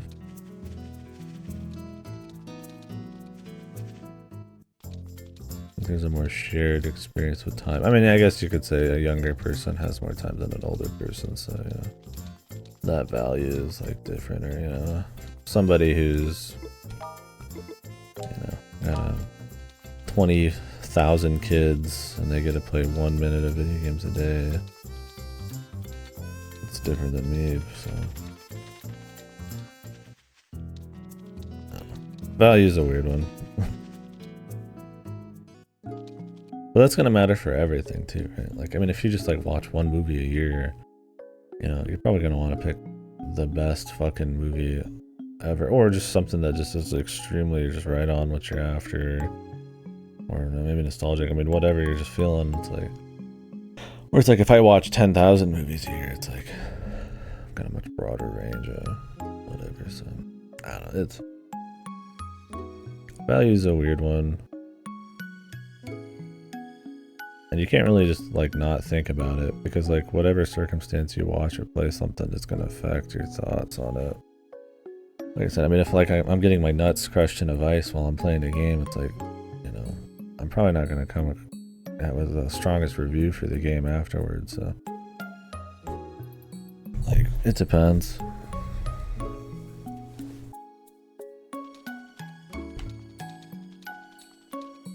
I mean, a better example of that is people who are stressed playing stuff or depressed. You know, I can't focus on this. I don't like it very much, and I'll ask about why, and they're like, I just don't get into anything these days. I'm like, well, you know, it's not really a game problem then. And it's fine still talking about their experience and what you think of the game, but it's also, you know, you got to keep in mind if you're on the other side of the fence there, it's like, well, this person might just not be interested in the medium, or they have something else going on. So if I'm really trying to get to like the heart of the matter, like how good is this game? Is it worth time? You know, their experience might be valuable, but it's probably not exactly what you're looking for.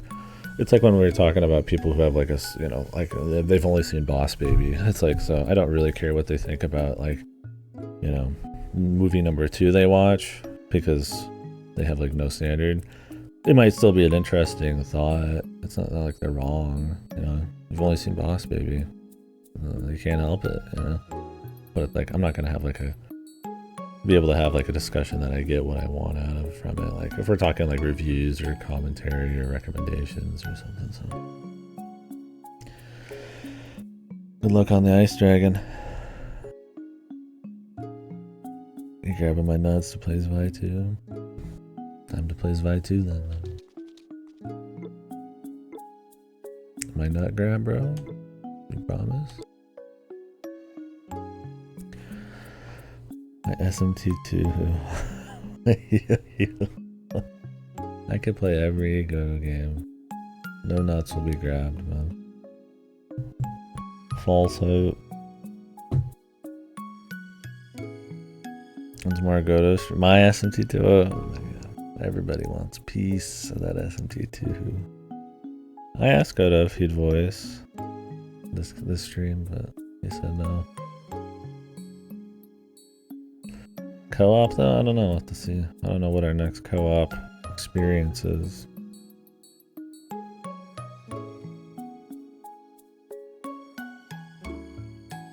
Keep doing 10-minute streams? Yeah. I was thinking about taking a break to go get like a drink or something in a bit. Today I'll be mostly just here though.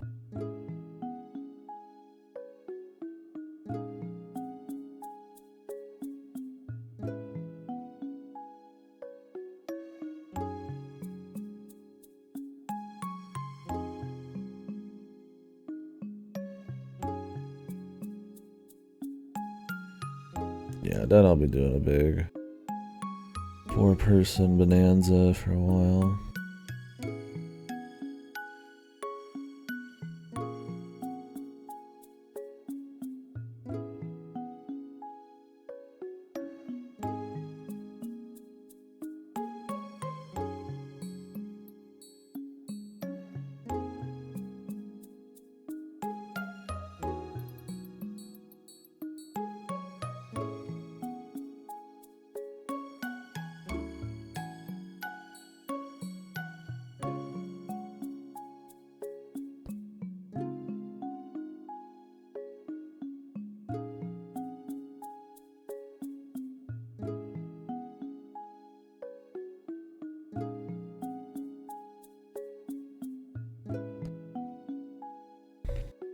My phone taking forever.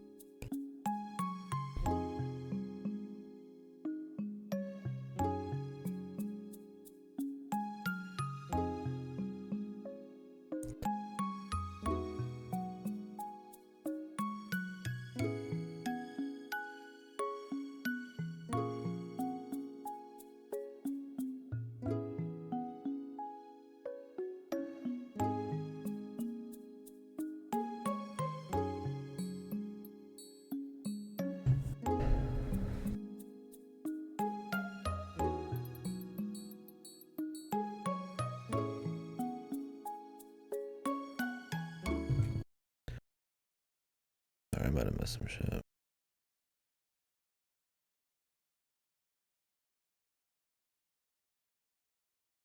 Yeah. I guess going back to what I was talking about earlier, at the end of the day, it also doesn't matter as much. I mean, it's good to probably try to like keep some of that in mind depending on who you're talking to and what kind of conversation you're trying to have. And I mean, this is just opinions, right? I mean, there is no 100% foundation for every kind of opinion you can have. You can still have them.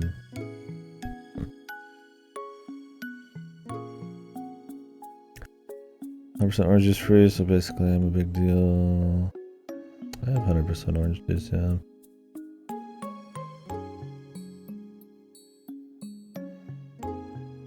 I would take the excuse to play Borderlands 2. You don't want to play Borderlands? If you wanted to, we could co-op it. I do 3 because I've already done 2. Do I even have? I probably have 2. I think everybody has 2.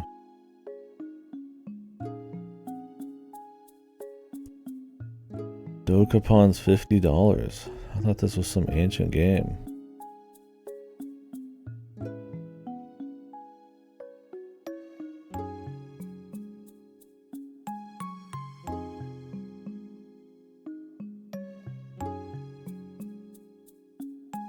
Yeah, I mean, 2 was too much cringe writing for me. Man, we could play 2 and we could see all the ancient memes, man. That aged like milk. Even I think even when that game came out, they already were aged. And the hot references and shit.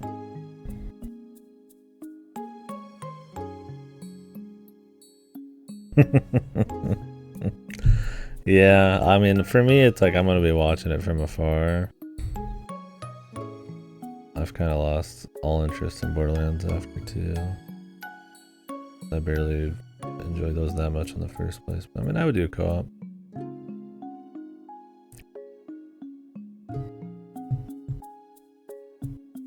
My nuts were getting threatened. I'd do it.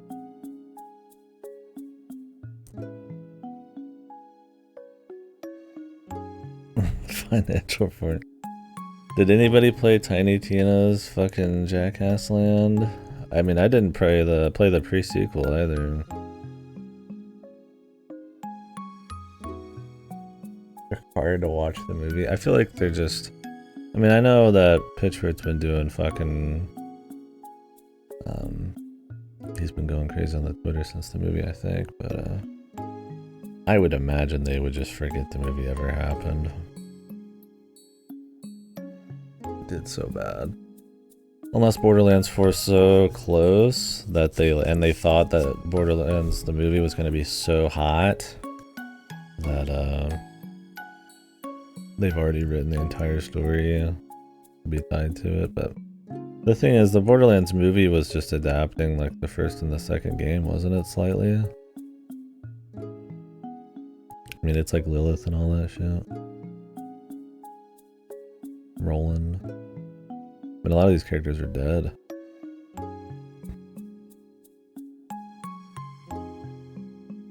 So, I would imagine it won't matter, but it would be funny. I mean, the Borderlands, that's how I felt about the Borderlands 4 trailer. I was like, oh, they're announcing Borderlands 4, and it's in time with the movie. Look at that. It's like a, you know, it's like when Fallout, you know, didn't do anything for when the TV show came out, but it sold a bunch anyways, right? Like, cross promotion. But then it's like, wait, the movie really sucked and nobody cared about it. So, like, when they time Borderlands 4 to be around when the movie happens, it just looks kind of pathetic. Like, it's kind of like negative impact on the franchise. And I mean, let's be real. Not like Borderlands is like ever been top dog. If there was ever going to be a movie, they should have done it 10 years ago.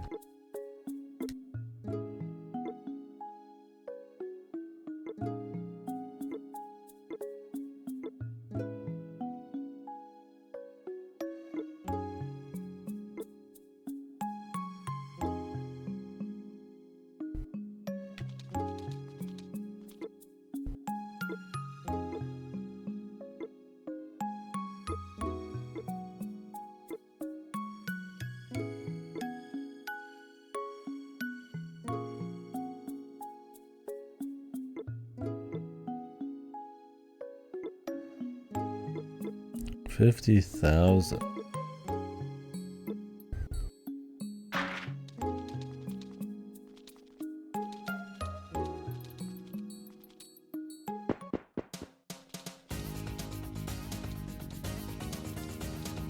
Literal fucking maze, man.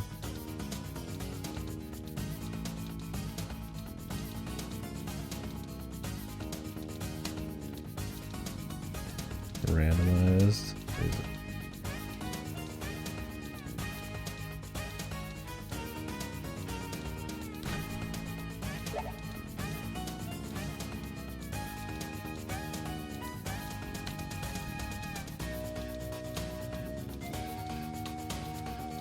Oh, that was the item.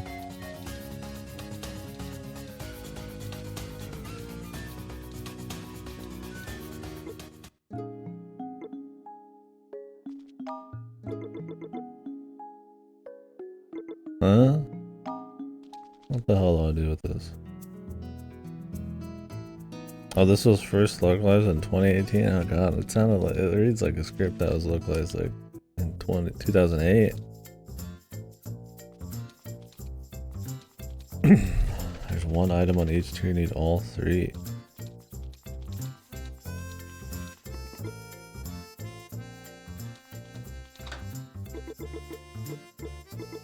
Can I do anything with these flowers yet, Goto?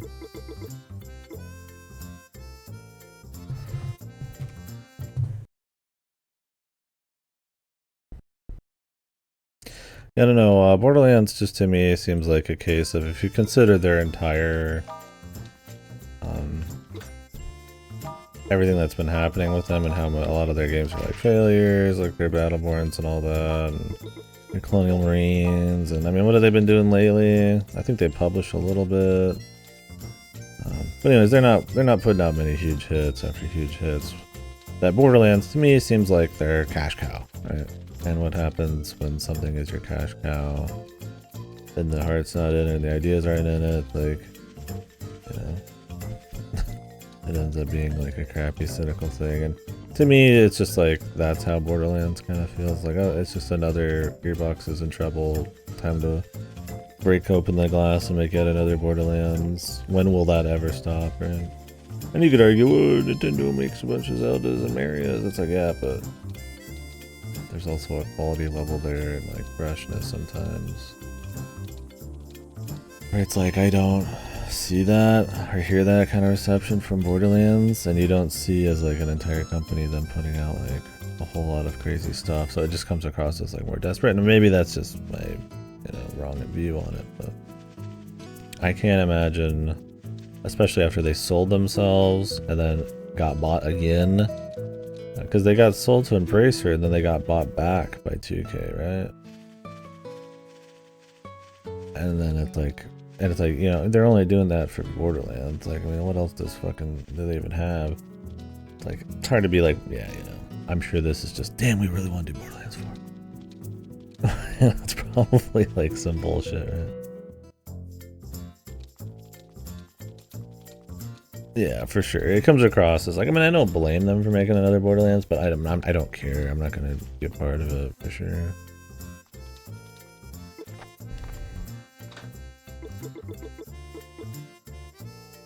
I mean, I guess that's the beauty of it. It's like, you know, I don't have to play it.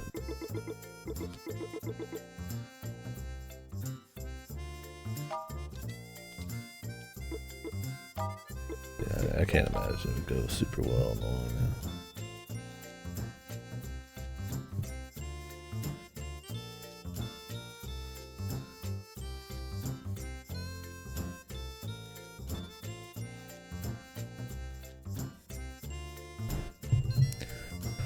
I could use the pet app to turn on the clock. Wait, what?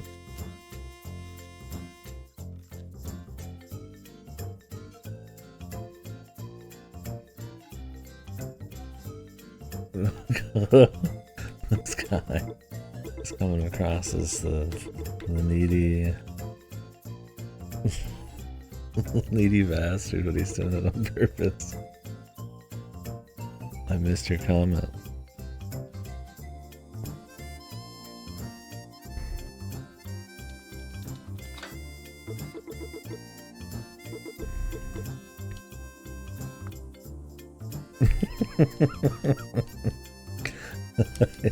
So what does that even mean though? Like, I just send them out on a mission and the clock does something? I like turn it on? Let's find out.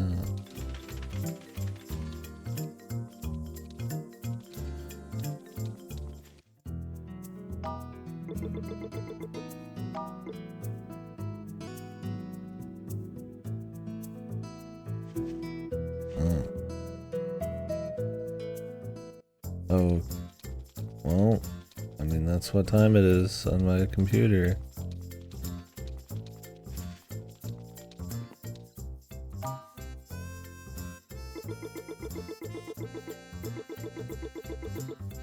Wait, does this not disappear?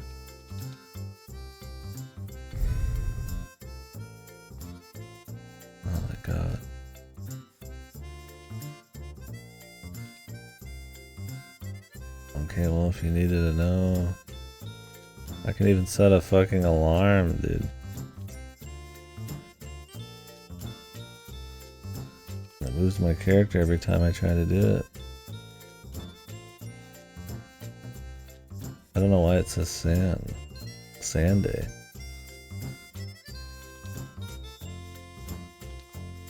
It's funny because this doesn't even count like seconds. What if you wanted to use this as like a timer?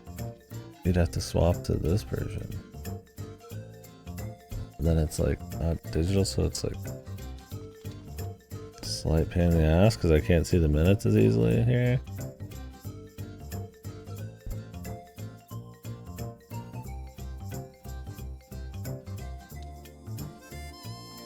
Great. Glad we could have that on screen. I mean, that's cute, right? Like, it's just a cute little fucking charm soul thing. Like, yeah, they just put a clock in. Fuck it, why not? Yahoo! It's a computer fucking screen. We can just do whatever we want. But that's like, yeah, not very necessary.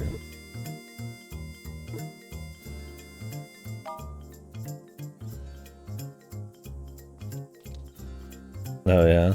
I mean, it's like cool. It's like it doesn't hurt anything. I mean, I'm glad I can close it. Cause Jesus, dude. I don't need a fucking clock. It reminded me how much closer to the end it is.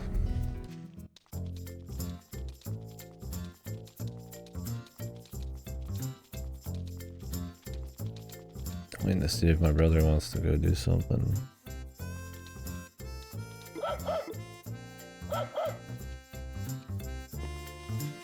Before we get too deep in.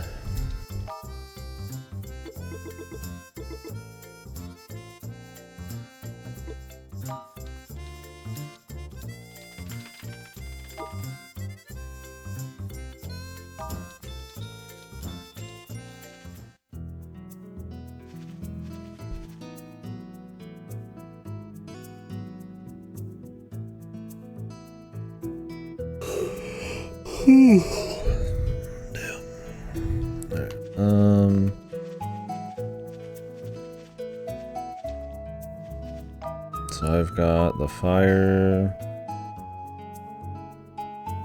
What? Where is that?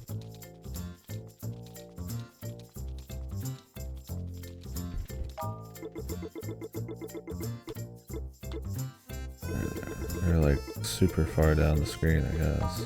I didn't see that.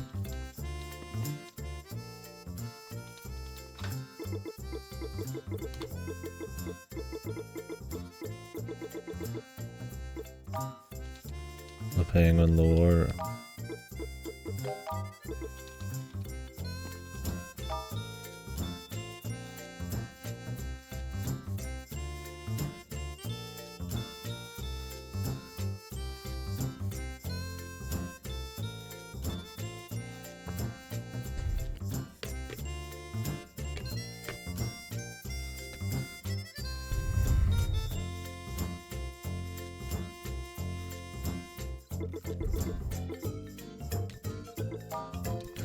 So we could go try to use the fire orb somewhere, or we go use the battery on the pressure plate. I don't remember what level the pressure plate thing was. Like, honestly, we'd be fine going and doing that.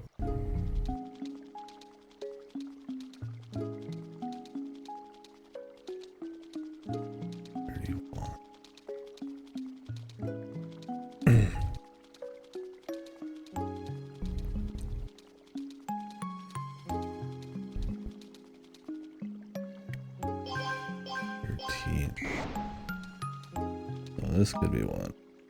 It's 11. Prefer to do ones that make sense for my level.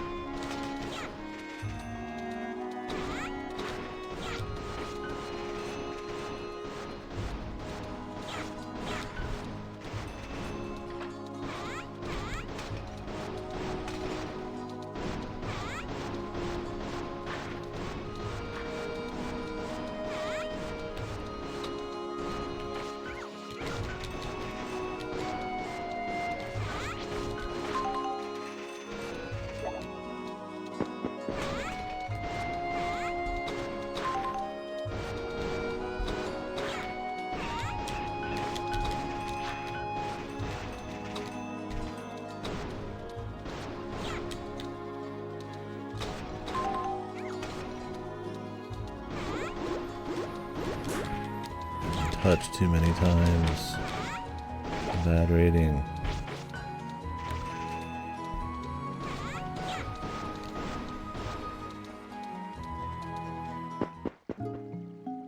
I still got the gold. He doesn't appreciate the penguin. Oh well. That'll happen. 11. Oh. Oh, so you don't just use this battery once? It just sits in your fucking inventory? Great. I was hoping to just turn on the platforms forever.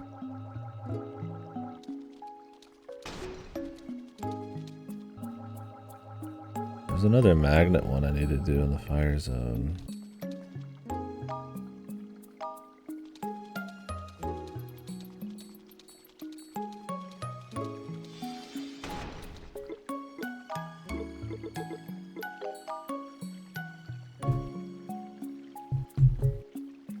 I'll be right back.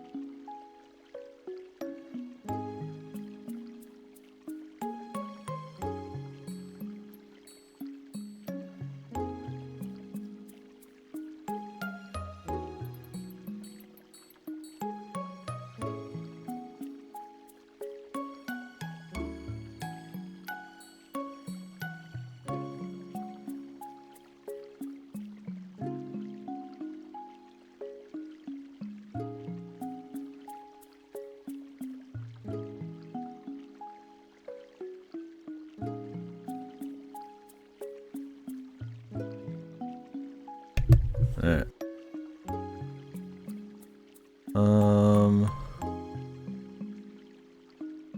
Oh, you're talking about the other,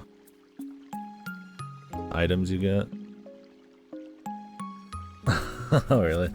Cool. Well, I'm gonna take a quick, like, 30-minute break. Maybe slightly more. Just an hour max. A little bit of food.